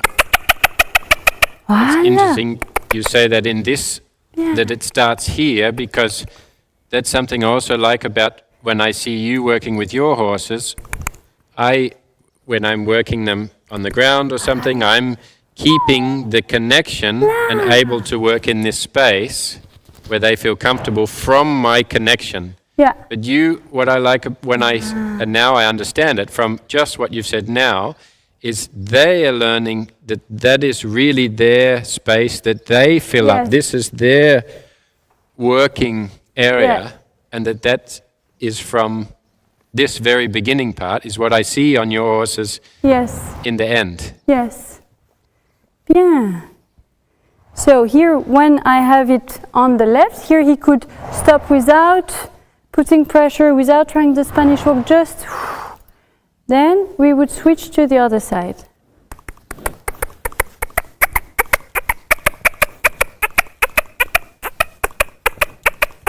Voilà. So there, it's disturbing for him because he thinks I'm asking him the clock. Voilà. Voilà. Same thing, I just give him his space and then I release. His space. Voilà. Yeah. He's looking at you, that's okay. You have the papa feeling. Oh. Voilà. So here, same.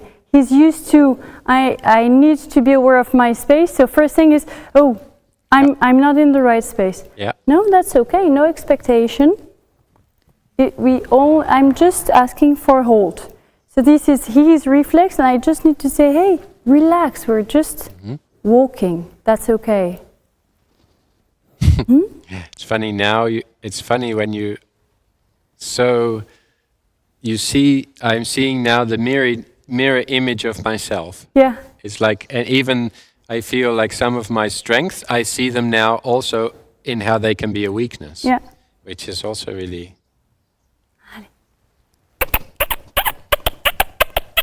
Voilà.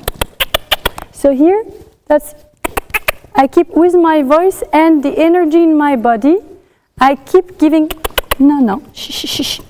Voilà.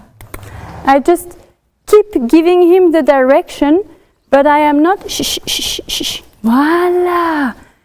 I am not giving him the answer. I push him into searching the answer. Voilà. Oui. Voilà. No? Oui, là. Yeah, so in my language, in my head now, I would say, in my head it would say, don't tell him where to be, tell him where not to be, and let him find a place. Yeah. Voilà. Shh, shh, shh. And then I just relax. Voilà. Là. Là. Shh, shh, shh, shh. Voilà. Bien. Tournez. Bien. Bien. Super. Très, très bien. Voilà. Bien. And there what's really important is really to put no pressure. I'm just guiding, but my body needs to stay really, really relaxed. Yeah. And there, if he is going behind or there, I will put one energy, like, voila, and then release. Voilà. Voilà, bien. Très bien. Oh, hop. Chut, chut, chut, chut. Voilà. Bien. Allez. Oui, super. Bien. Très bien. Dario?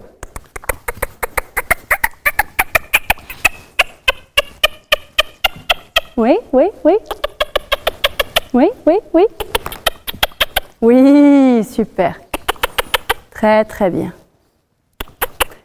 So here it's the same. With my body, I'm connected to his body just to give him the power. It's To like encourage him to find yeah. the position. Yeah. Yeah. But it's not with the rope. I will pull and push and Yeah. he needs to find it. Otherwise, he will just always wait for me to do all the things. Yeah. So really a feeling you're describing now, not a technique, Yes. but a sensation you give to him for him to find the feeling and the space. Voila. Here I just, yes. Et voilà. Dario? So I'm also... Oui, super. Oui, très très bien ça. I'm also used to give the... So left shoulder is a little bit more struggling. Voilà, très très bien. I'm always giving the name first so they know something is coming. Yep. So they can prepare themselves because the idea is... His name. Yes. Yeah. Because the idea is to let him find the answer, but if you just give the information without letting them prepare themselves, then you always get the surprise reaction. Yeah. So I always call them first so they know something is coming, then they can prepare. So then when I have the feeling that he's relaxing, then I start to work more on voilà. Voilà. On him handling his balance, which comes from, of course, the shoulder and the wizard. So same thing, I just let him find a little bit. He just needs... Here he thinks it's the clock, so that's okay. Yeah, but I want him to take more space with his inner shoulder, so I will... La. Oh. Oh. Shh. Voilà. Voilà. Okay. So that's a hypersensitive type 2. Shh. So that's the same. He needs to understand that there is no pressure to put, that I'm just here to help him understand how to handle his body. So here I will just with my body, yes, keep finding ways up till voila. He find his voila. Voila. Oh. He find his space, and as soon as I have 2-3 steps up, break. Yeah. This is also really important, so he can process what's just happened and what's happening in his body. Yeah. Otherwise, you keep going, and then they get lost into the information. It's not clear anymore, and so they don't understand what just happened. Yeah. Or then you will stop. You will have lost what was good, and then you will get into the struggle, and the message is not clear anymore. So always having some breaks and starting again. And I see in this pattern yeah. now a difficulty with he can find the space and position of the shoulder, yeah. but then it's not connected through to the front. And then the head and neck is bending, and then he blocks or gets disconnected in the shoulder. So this symmetry between the shoulder, the neck, the head. So then when it's a little bit too complicated, then no. Voila. La. Yeah, beautiful Spanish walk. Oui. Oui. Oui. Oui. Oh. Là. Bien.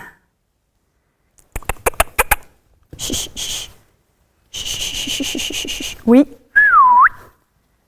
Voilà. Bien. It's just trying to help a little bit everywhere. Yeah. You know, I touch just till up, he finds a little reaction, and then he also understands that everything I'm trying to do around, which is a bit at the moment stressful for him because he wants to give the proper answer and he doesn't really get the answer, so he's a bit in struggle here where normally he knows he has his pattern with you, so he's safe into his usual pattern. So, but he needs to understand that that's okay, I'm just here to help into a different way, and he's gonna make it. Yeah. It's a little bit the same idea in a different way. Yeah. So I'm just touching, helping also a lot with my body. So he's also not used to have maybe that kind of energy straight into him. Yeah. But then he starts to have the answer, so we make some breaks. I let him be the baby he is. He has a snack. Yeah. And then we start again. Tu me rends la longe? He's never done that before. He's holding himself. He's never done that before. This is the first time.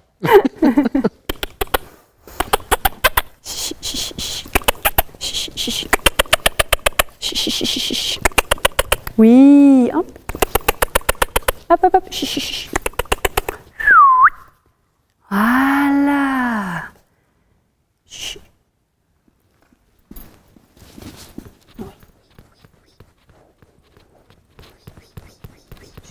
Starts to open the skin on that side through the flexion. Voilà. Voilà. Oui. Oui, hop. Voilà, encore. Pousse. Oui. Hop.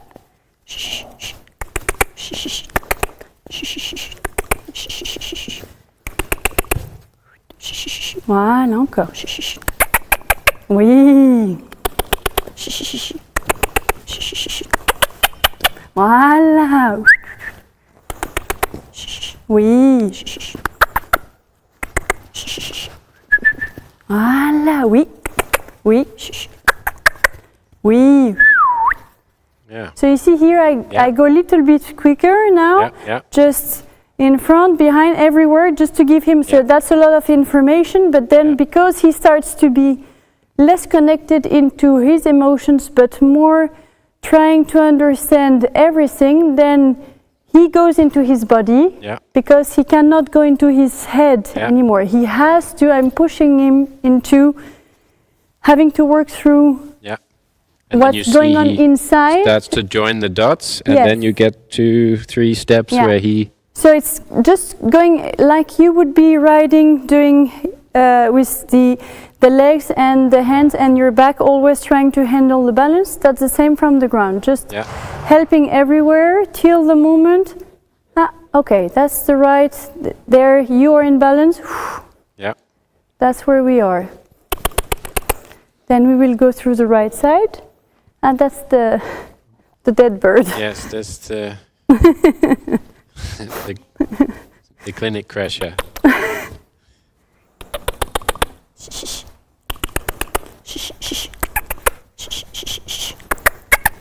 No? Oui. Oui. Oui. Oui. Voilà. Oui. Oui. Oui. Oui. Hop. Non. Oui. Encore. Oui. Ouh. Oh. That's where we don't speak yet the same language. Yeah. Because I'm used. But that's my fault. I have to teach him this. That's the next step. Every time they would stop like this, but then they will push the weight back on the shoulder. Yeah. So what I teach them, and we will go through it as soon as he's more comfortable, is every time they stop and they open, I just go like this, and then they go back towards you, so they can go back into the hind legs and not into the front leg. Yeah. Because we know all the problem is about the balance, and when they are free, of course they always go back into the front leg, then they always start to work from the head to the hind legs. So you need to always put back the focus into the hind legs. And do you draw it back then, or you are pushing him back? No, what I do is, so I will start like this. First I need, Like this, yeah. So the first is I softly push his head to, oh, oh, voila. I softly push his head to the outside. So then I will start from under, voila. Yeah. What I want is the hind leg, which is not the case yet, but it will be. The outside hind to be hey. So here you have the frustration because he doesn't understand and you have some stress. But what I want is the outside hind to cross in front of the inside hind. And there he has to make this. Yeah. So for this, normally I push the head, but here I don't have, then I will help him with the neck, because here he's blocking the outside neck. No, that's because he's used to the other one, so that's complicated because here he's focusing on the front leg, and I need him to put the focus on the outside hind. So here that's also where the frustration comes from, because he says, I'm doing it, so what the hell are you asking? When I want him to put the focus here, and I want him to do this and not this. So that's the opposite. The thing is, he's still a bit tense. When I put the whip on top,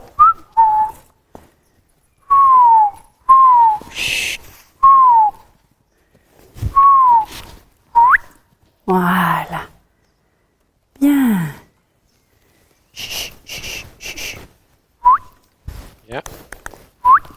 Non, non. Oui, encore. Non, non, non. No? No?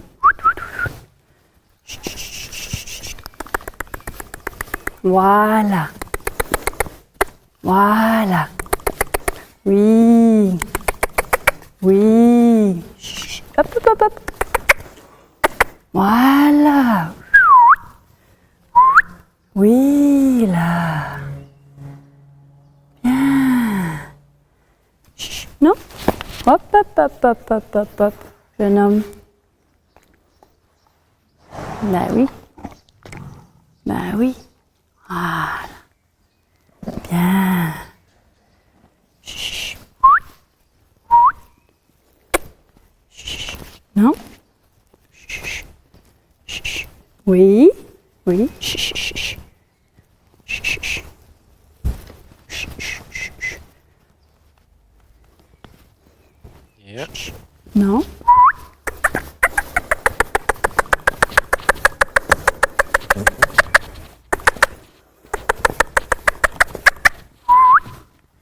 Voilà. Yeah. So here I'm just trying to put his focus on the inner hind leg, just to put his mind into the hind leg, because he's so much into his outside shoulder due to his what he knows, that he just then blocks the connection and he says, no, I'm not going there. I don't want to go where you're asking me because I know you're wrong. But I know a little bit also. So, shh, shh, shh, shh, shh. No, no. Shh, shh, shh.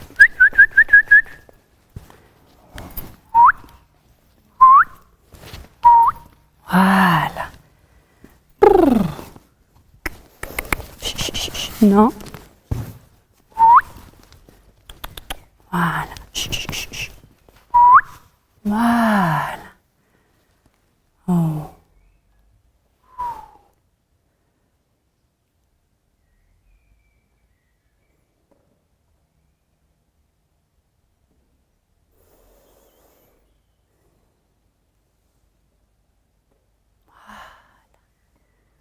Ok.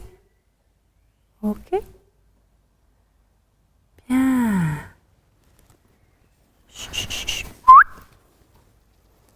Chut, chut. Non. Chut, chut, chut.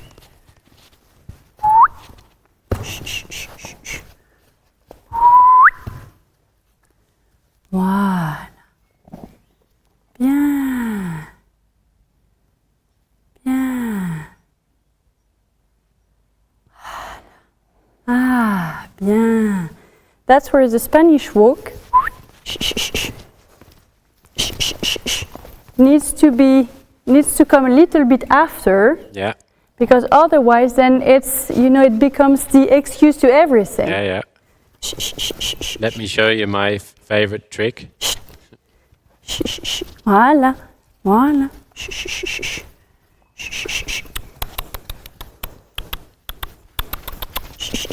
And of course, from the beginning, I also teach the hind leg to come to me from the draw, from the same side, not from the opposite side. Yeah, but for these, I would need him.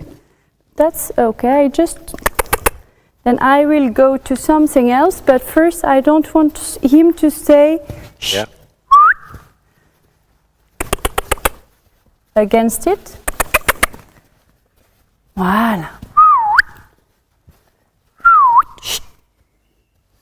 Voilà.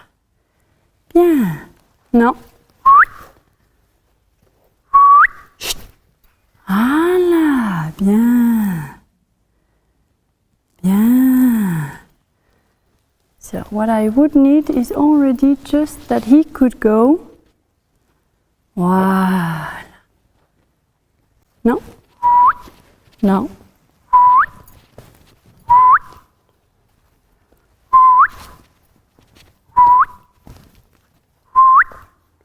Voilà.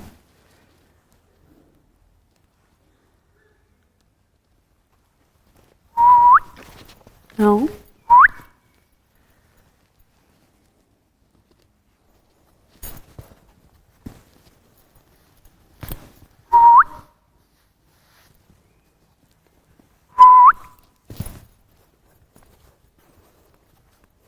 Voilà. Bien. Chut, chut, chut, chut. Bien. Voilà. Non. Non. Chut, chut, chut, chut, chut, chut. Voilà. Là. Hop, hop. Voilà. Non. Non. Chut, chut, chut, chut. Voilà. There's one step. Voilà. Non. Chut, chut, chut, chut, chut, chut. Non. Chut, chut, chut, chut, chut, chut, chut, chut. Chut, chut, chut, chut, chut. Ah, no. Chut, chut, chut. He's trying to show me that he knows better right now, but I just là. Voilà. Là. I just want him not to put pressure into his neck. Shh. Shh. Voilà. Là. Non.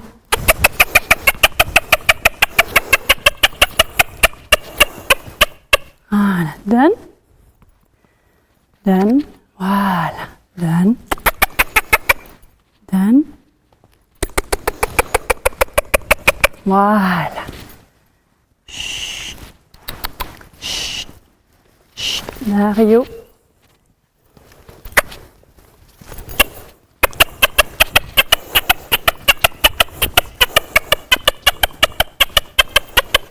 Done.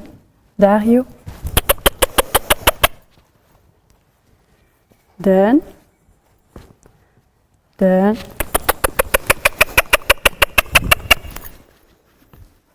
Voilà. Bien. Chut, chut, chut. Voilà. Chut, chut, chut. Voilà. Hep, hep. Oui. Voilà. Chut. Voilà, là. Chut. Voilà. Chut, chut. Voilà, très bien. Oui, hop. Voilà, hop. Là, hop. Oui, chut, chut, chut. Hop, bien.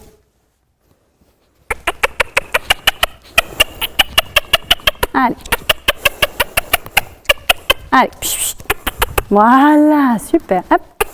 Oui. Hop, hop. Voilà. Oui. Bien. Oui, super.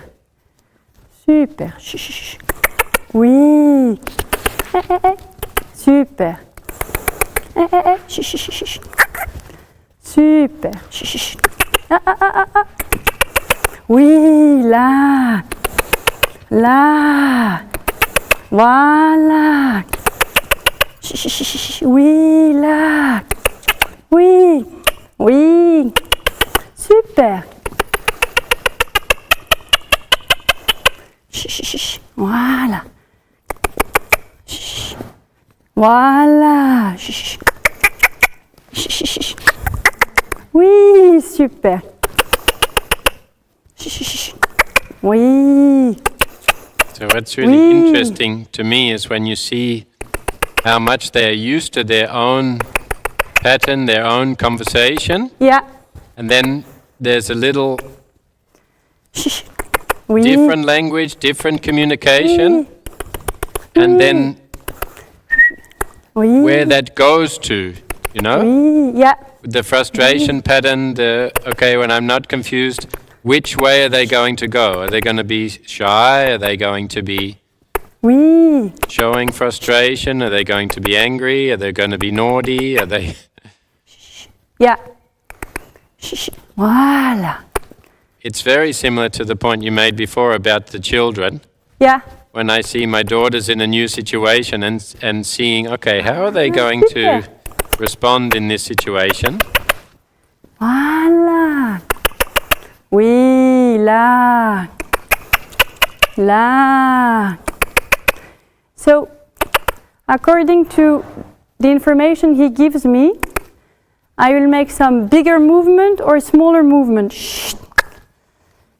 And then that's the same. The movement can be quick or can be slow. It depends on the intention I want to give him and the energy. Shh, shh, shh. Voilà. Bien. Shh, shh. Oui. Shh, shh, shh. Oui. Shh, shh, shh. Oui. Oui. Shh, shh, shh. Oui. Voilà. Allez. Voilà. So here he goes on the left shoulder again. So I just help him here. Oui, super. Oui, ça c'est bien. And here directly you see, there directly his first reflex was, okay, I put then my shoulder in the right place. I'm helping myself here.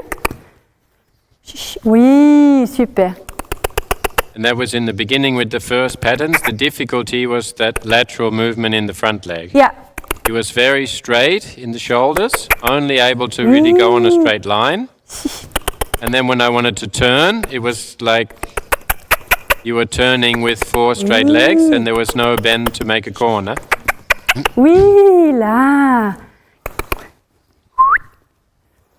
So I see from the beginning this walking in the space, and then him finding the space and being comfortable to sort of switch into that. Doesn't cost any energy, doesn't cost any thought. And then this bit being his big weakness, to be able to create a little bit of shape and awareness of the body on that circle. It's because we know that shoulders, it's always about being able to handle their shoulders. Yeah. So it's softly then trying to go then from one shoulder to the other. Yeah. Bien. So because of course the hardest is then to switch. Yeah. The transition point. Voilà. Voilà. Oui. And there. Voilà. Voila! Oh, you did a Tristan Tucker move there. Voila! But here you see I don't have to do it. Yeah. There he is. He got it in his body, so I don't need to do more. Voila! Voila! Can I feel the walking a little bit? Yeah. Then I will go in the trot. Yeah. So when you say first in the beginning with the walking, then you are at the shoulder. From this position. Yeah. And now give him more space. Ask him to take the whip inside. Yes. And ask him to take more space. Yes. And you need to release this arm. Yes. Otherwise, you already put the pressure. Yeah. And now ask him for the inner shoulder. Just, yes. And your back a little bit. Yeah, sorry. Your back, you have to go a little bit backward then. Me? Yes. Like this? Yeah, but this is too small. It's you walk backward. Yeah. You need to call the shoulder. Towards me. Yeah, but you need, I will come with you. I will just, yes, go with me. You need to open here, and then, wait. You need to be more behind. Yeah. Yes, here. Okay. And now you see you go a little bit from the hip. Yeah. Yes. Yes. Oh, so now not walking now on the circle. And release this arm. You don't, yes. Yes. Here, ask him here. Yes. Just little half hold and you release on the rope. Yep. Yes, here, yes, here, and release on the rope, little bit lower on the rope, vibration and release, here, little bit more, and in the same time the vibration on the rope, yes, this one, hold and you release. You feel this moment where, okay, at your sound just then. goes, yeah. Yeah, this where you don't feel you help everywhere.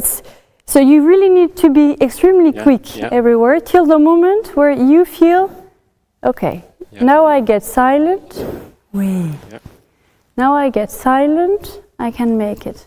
And then the shape when you change? Yes, so when you change, you make a triangle, you go backward, you make a triangle with the whip. Yeah, you need to go a little bit more away from it. You go backward in the direction of the hips. Backwards, and there, yes, here turn, you have to turn yourself exactly. Where the moment you see the outside eye turning to you, then you just switch your shoulders. Up, sorry, it's just, he's connected here. Release, yes, and you release. Yes, vibration on the rope, yes. Just vibration small, yes, and you release. Yes, here, then you have nothing to do, you stop. You feel this moment where he just goes easy, that's the moment you stop. Yeah. The hardest thing is not to get into your feeling, it's to get out of mine. Yeah, I know. I've been through this with you, but then you're in my shoes. Now we get to swap that feeling. But it's this moment where you feel that it becomes easy for him, so you don't need to do. You get to the hands-free you need to say, and as soon as you feel that he needs your help again, okay, you step in and you go away. Till the moment you really have not much to do. Okay. Yeah, super. Voilà. Voilà. So here, that kind of things, you know, where he goes a little bit on me, it's because he's struggling to handle his left shoulder. So what he goes is, it's uncomfortable, so then he goes at you, he starts to be a little bit with the grumpy face. It's just because this shoulder, he's not yet able to handle it. So you just need to say, hey, this one. And there he takes his space, and there it's, okay, indeed that's not so complicated. Voilà. Voilà. Allez.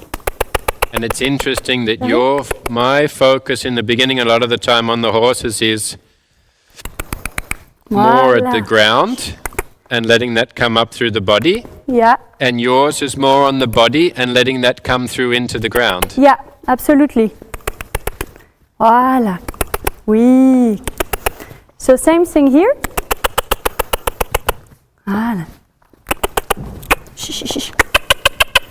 Voilà.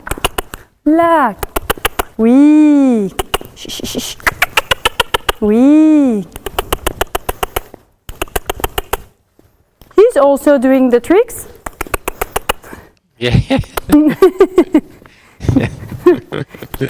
Voilà.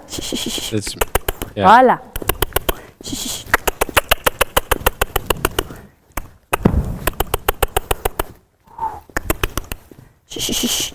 So here I need to just wait that he releases because he's putting the tension in his neck.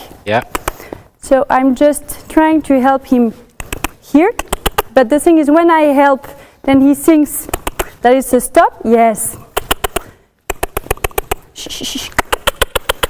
Voilà.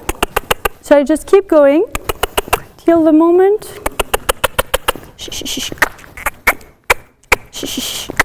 Oui. Hop, hop, hop, pousse. Voilà. Bien. Bien. Voilà. Bien. That's the same. It's the same than in the walk. He wants to do too much, so he's trying everything everywhere. And it's difficult, and he says, okay, I don't know. No, just easy. We're just trotting. Just follow the whip, undo all the tension, and it's gonna be okay. You don't need to do too much. We just ask for a little bit, but through the body. Easy, soft, because when he will be free, otherwise he won't be able to handle it. When you can't help him in his shoulders, then he's not gonna be able to make it.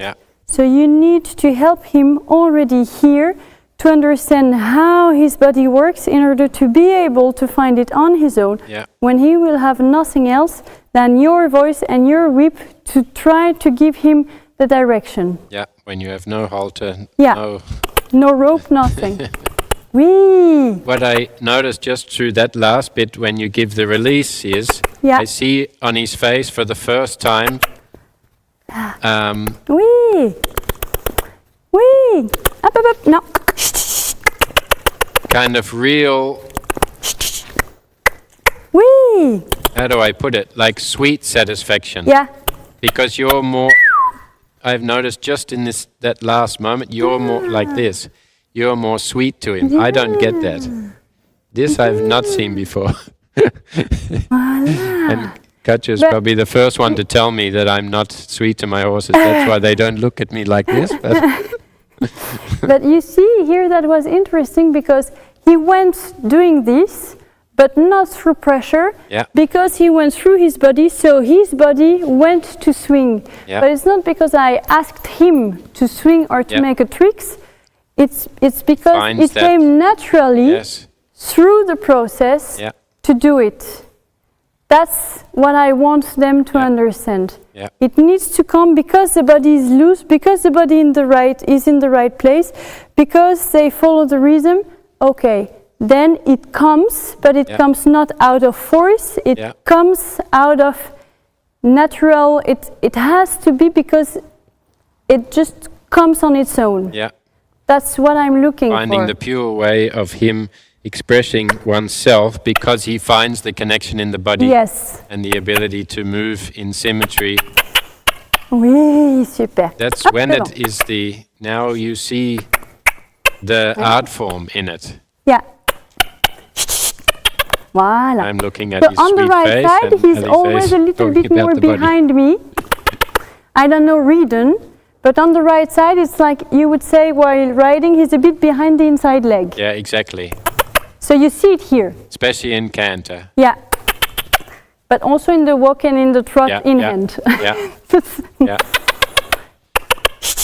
Voila. Voila.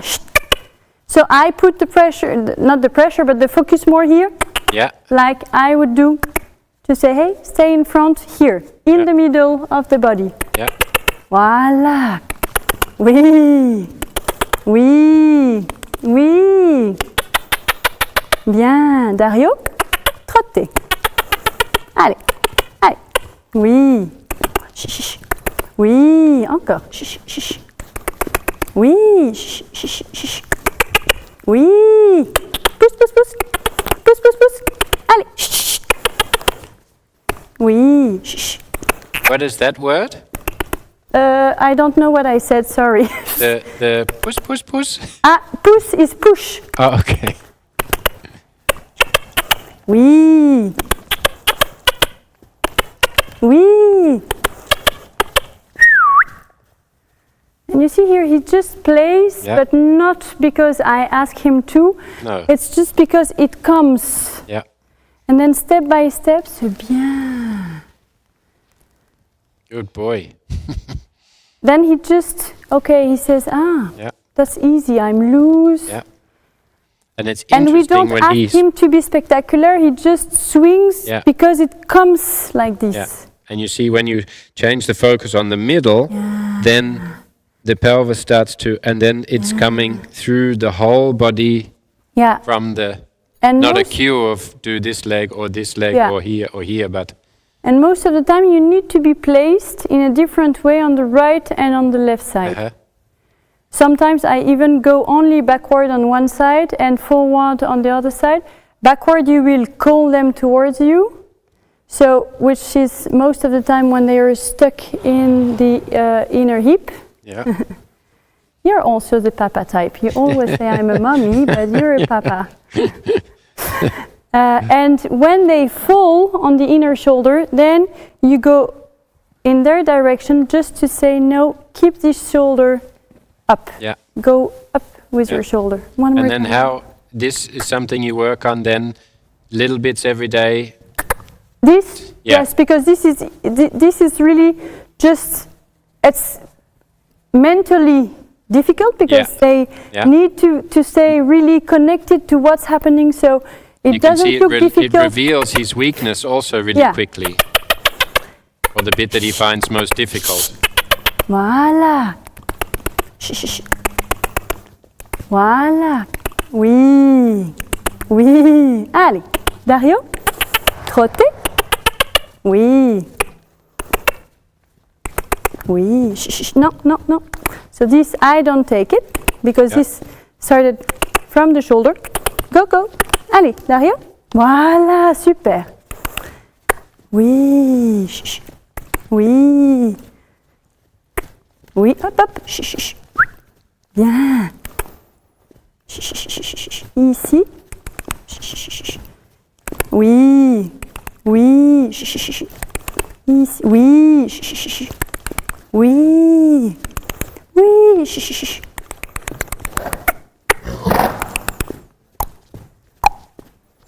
Oui, hop, hop, hop. Non. Oui. Voilà. Oui. Voilà. Hop, hop, hop. Là. Là. Celui. Oui. Oui. Non, non. Oui. Oui. Là. En bas. Oui. Oui. Là. Hop, hop, hop. Oui, ça. Hop, hop, hop.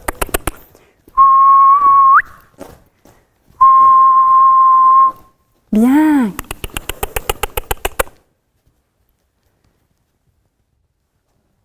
That's a lot of reflection.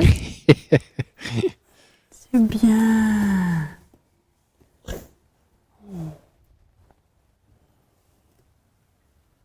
Lightening the backhand. C'est bien. C'est bien. Bien. Très bien. Dario? Oui, c'est bien ça. Bien. Super. You see, here already, he comes and up.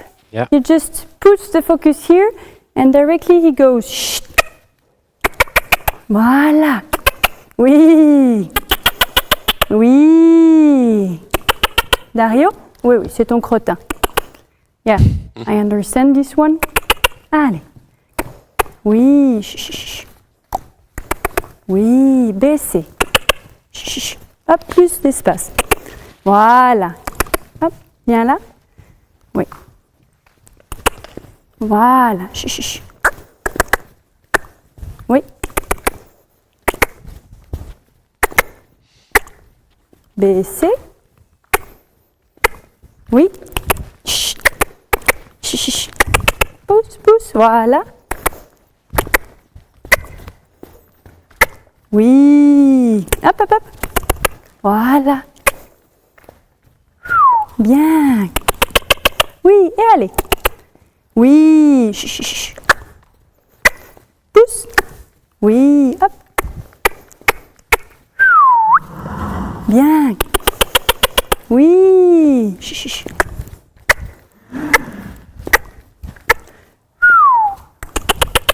Oui, super. You see there, it gets also really light on the rein. Yeah.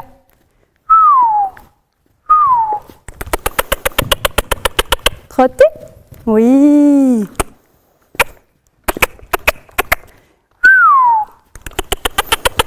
Trotter, Dario. Oui.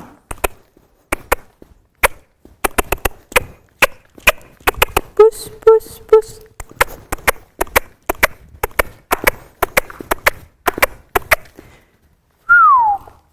So here I'm really not, I have nothing to do, just the voice gives the tempo. I just have a little help in front sometimes when I feel that the shoulder gets stuck. Yeah. But then I straight away give him back the responsibility. I let him find it in his body. I'm not helping him. At the beginning I had to do way more in order for him to find the way. And you can be more subtle. Now that he's there, I just let him find it slowly, softly, and I'm just here to give him the small informations, not asking him too much, and going into this micro transition, because in these ones he starts to play also with the balance and to try to find it in his body. Yeah. Bien. Good boy. C'est bien. He will sleep well. Yeah, His brain I think has so been too. I will do the micro transition on the right side, and then I think it will be dodo time. Voilà. Super. Allez, Dario. So on the right side, I go a little bit with him in the beginning of the transition, because he has this going a little bit behind the inside leg feeling. Yeah. So I go with him to help him in the movement. You rather than drive him forward, but lead him. Non, non, non. Voilà. Ici. Oui. Oui, super. Oui. Dario, oui. Oui.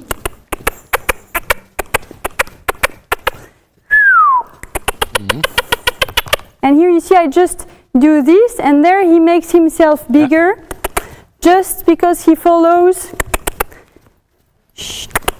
Oui. Oui.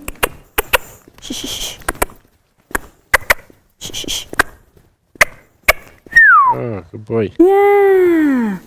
So I have nothing to do anymore, because he understood that what I am trying to do here is just to help him some indication. I'm not here to be annoying. I'm not here to be stressful anymore. I'm just here to say, hey, just look, if you put the focus on this shoulder, on this one, the hind leg, the belly, don't forget your ribs, don't forget this. But it's not to block him into something. It's just to say, hey, this one, Feel this one, part, don't forget this part, this. And then when they understand that you're here just to help them handle their body, then they are not against anymore. They're just trying to follow, and then we see he starts to really search in his body for the feeling and the movement. And then your job is to always say, be careful, yes, this is good, you put the focus here, but then look, the shoulder then got stuck, and now the hind leg, you have the shoulder, but now the hind leg stopped working. So you're going a little bit everywhere, so he can discover all the part of the body and be in charge of everything and make the connection of everything together. Then he understands what is happening. It's a little bit with you with the release point. I do it in the movement while saying, hey, this one, no, this one, but be careful, here you're losing this one. Just bringing the awareness to the parts. Maybe to you make can connection. feel him I think in the trot on the left side, because it's the easy one. It's the easy one. Just for you to... On the left, eh? Yeah. Tell him, Dario. Dario, trotte. Oh, sorry. Yeah. Release your left arm. Yeah. That's where you don't need to put pressure. You really need to... Yeah. And now also feel it in your body. If you want him to slow down a little bit, you need in your body. And now put the focus on the inside hip. Yes, and you release. Yes, and ask for a micro transition. To walk? Yes, and now. Oh, so a transition. Yes. And then release. Yes, and relax yourself. Keep the inside hip. Yes, because he needs to keep pushing into the transition. Yes. And now half hold, so he's not running too much. He needs to put, half hold and release, half hold and release. Half hold, hip. Help him on the left hip. Yes, and release, yes. Help, yes, and hold. Vibration, then you need to be a little bit quicker on the rope. Here, yeah. Yes, because sometimes you don't really realize that you stay here, and even if you don't have a real contact, you're still putting pressure, and then he holds here, and so instead of being able to go, then he goes a little bit like this, and then he's not able to really find it. So that's where you need to be. He feels really the balance between freedom and, like you say, the awareness here, but the freedom here, in order to make the connection and let it come out. Bien.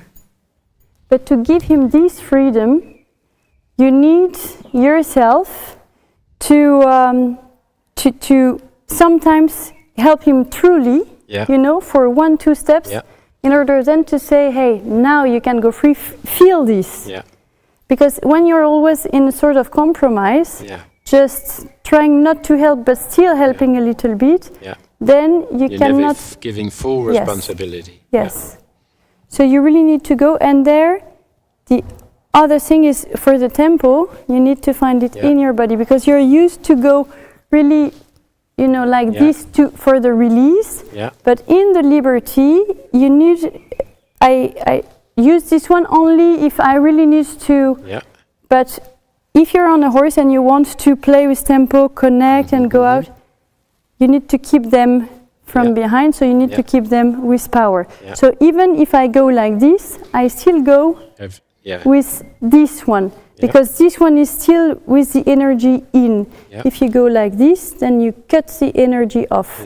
So that's why in the transition there he started to go like this instead of being here ready to go in the next one. It's always the feeling that he goes into the transition, but the next step he's already ready to jump again into the next one. Yes. Yeah, in fact you're riding your horse but from the ground, so you're just helping him everywhere, so he can make it on his own as if you would be. I feel it in my body exactly the same way than if I would be riding him. It's okay, here he needs my outside rein, here my inside leg, here my back, here my... That's why I'm sometimes doing some weird stuff. But because they feel what you push through, they learn to receive it in their body. And it's also what I see in you sometimes. When you're riding and you're warming up your own horses, I see your groundwork in your riding. Or you see my riding in the groundwork. It's both connected. Yes. Really nice. Good boy. You see, he doesn't want to go away, so he's not that sleepy. At least he's not so much annoyed or frustrated or upset with me. Where do you want to go? With me. He's staying. Come on. Allez, go. Allez.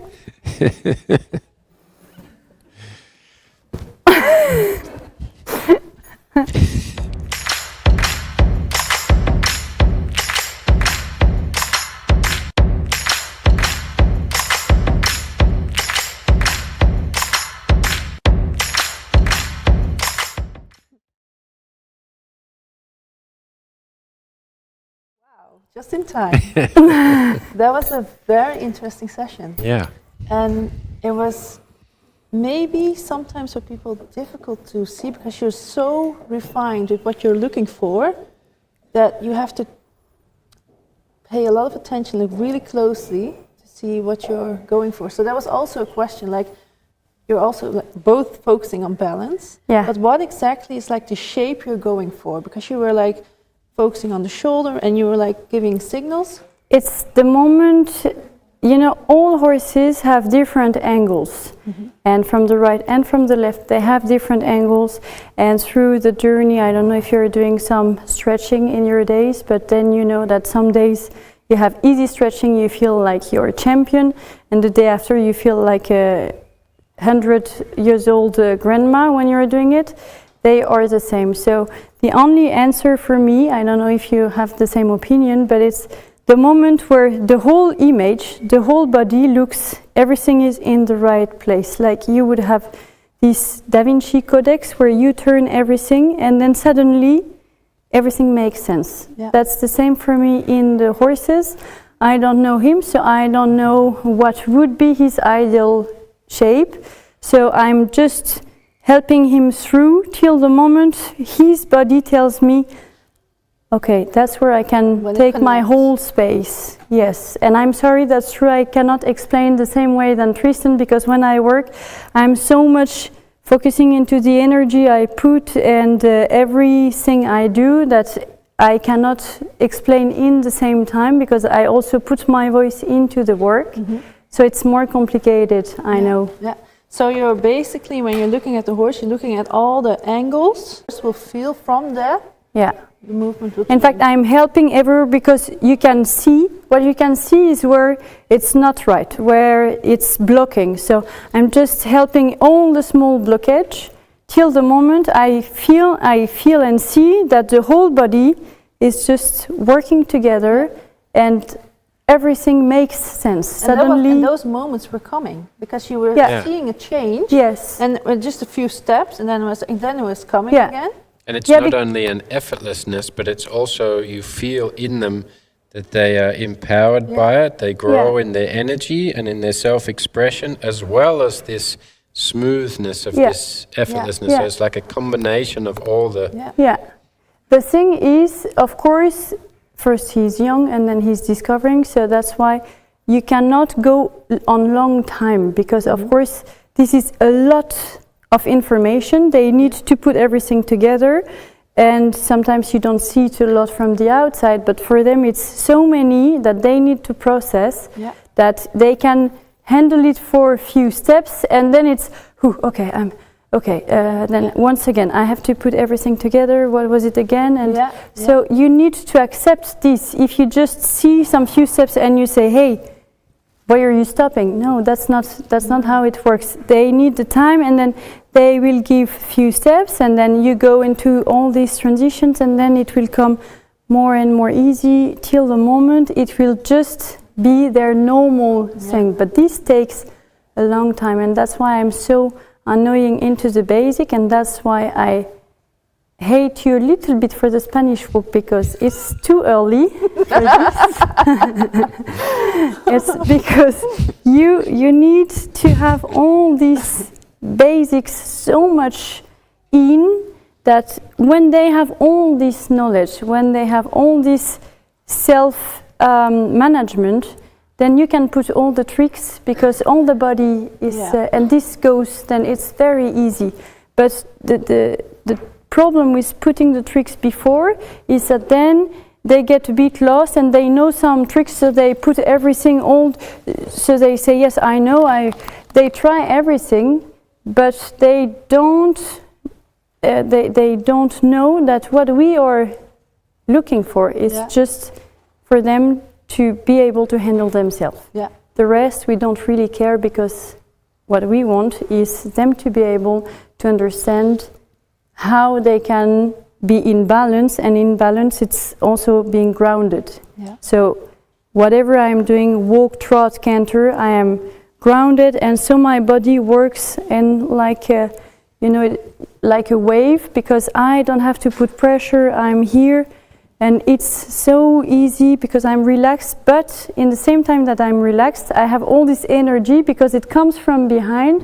So it goes naturally into this, and not into only the front leg, or not into running into, it's just because it goes with the flow. Very nice. And you use different voice cues. A lot of people want to know what the cues mean. Okay, so how long do we have? So when I say push, this is push. So it's really, when I say push is, I want the energy, I want to remind him the energy must come from behind. The can be giving the tempo, because I use it to say, hey, go quicker, slower, so this is not only about putting energy in, it can be also to slow down the tempo, because I will give a certain tempo that the horse, and he reacts really well to it, because he's used to your training, I think, with the music. And also the clack, because my clack is also for like giving, Yeah, yeah. Mm-hmm. So And they he's follow yeah. steps. This is something he. So it can mean more energy or go to the next gate, but it can also be tempo. That's where the intention, in fact, is more important than the words. That's why I said my voice cue. I have so many, but I can switch from one to another because it's not about the words, it's about the intention I'm going to put inside. So I can switch sometimes from the to the because this will ask the hind legs in the same time. So it's just... Oh, I thought it was the shoulder. When he did the I thought it was the shoulder. But yeah, no, it's to say, okay, you have the focus on the shoulder, but now the is a little bit giving power. Right. So then that's where most of the time then they put the hind leg to say, yes, okay. And just, Mine is so- Oh yeah. yeah, but that's the yeah, but that's that's right. the Yeah, this is another Oh, I thought not. And the also- shoulder. yeah. and Yes, exactly. You have to. we Yeah. both have whistles. They Yeah, both go in mean different the- directions. But he learned that very quickly. Yeah, well, the intention Yeah, is that's the thing. It's just the intention you put in with your body language because it's connected to your. Because when you do your whistle, your body language also goes with it. So Yeah. he knows. And mine give him the stop. So even if at the beginning he was a little bit unsure about what that meant, he was still already in the break. Yeah. And you also saw the frustration coming a bit. Yeah. And then I think you were searching for different ways to go. Yeah, and then it. then it doesn't make sense because he's so much into one pattern which he's used to that then he puts all the pressure in the body and then he doesn't want to get to it. So then you say, okay, then we will switch to something else.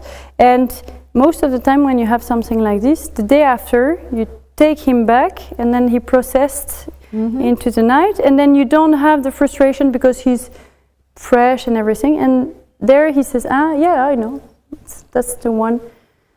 So it's always a choice that you make and you can always be wrong and maybe I should have push him more forward, but I don't think so because he's so much into this work with Tristan that you also have to be careful. It's not like a blank page horse that you would just take from the scratch and doesn't know a thing. This one already knows something and then he got angry because he said, I know better than you and you don't, so stop with your silly things because what I do is back and across and I know it very well, so just leave me alone. I don't know what you want, but Yes. this is what we're going to do. Let me do my back and across. Yeah.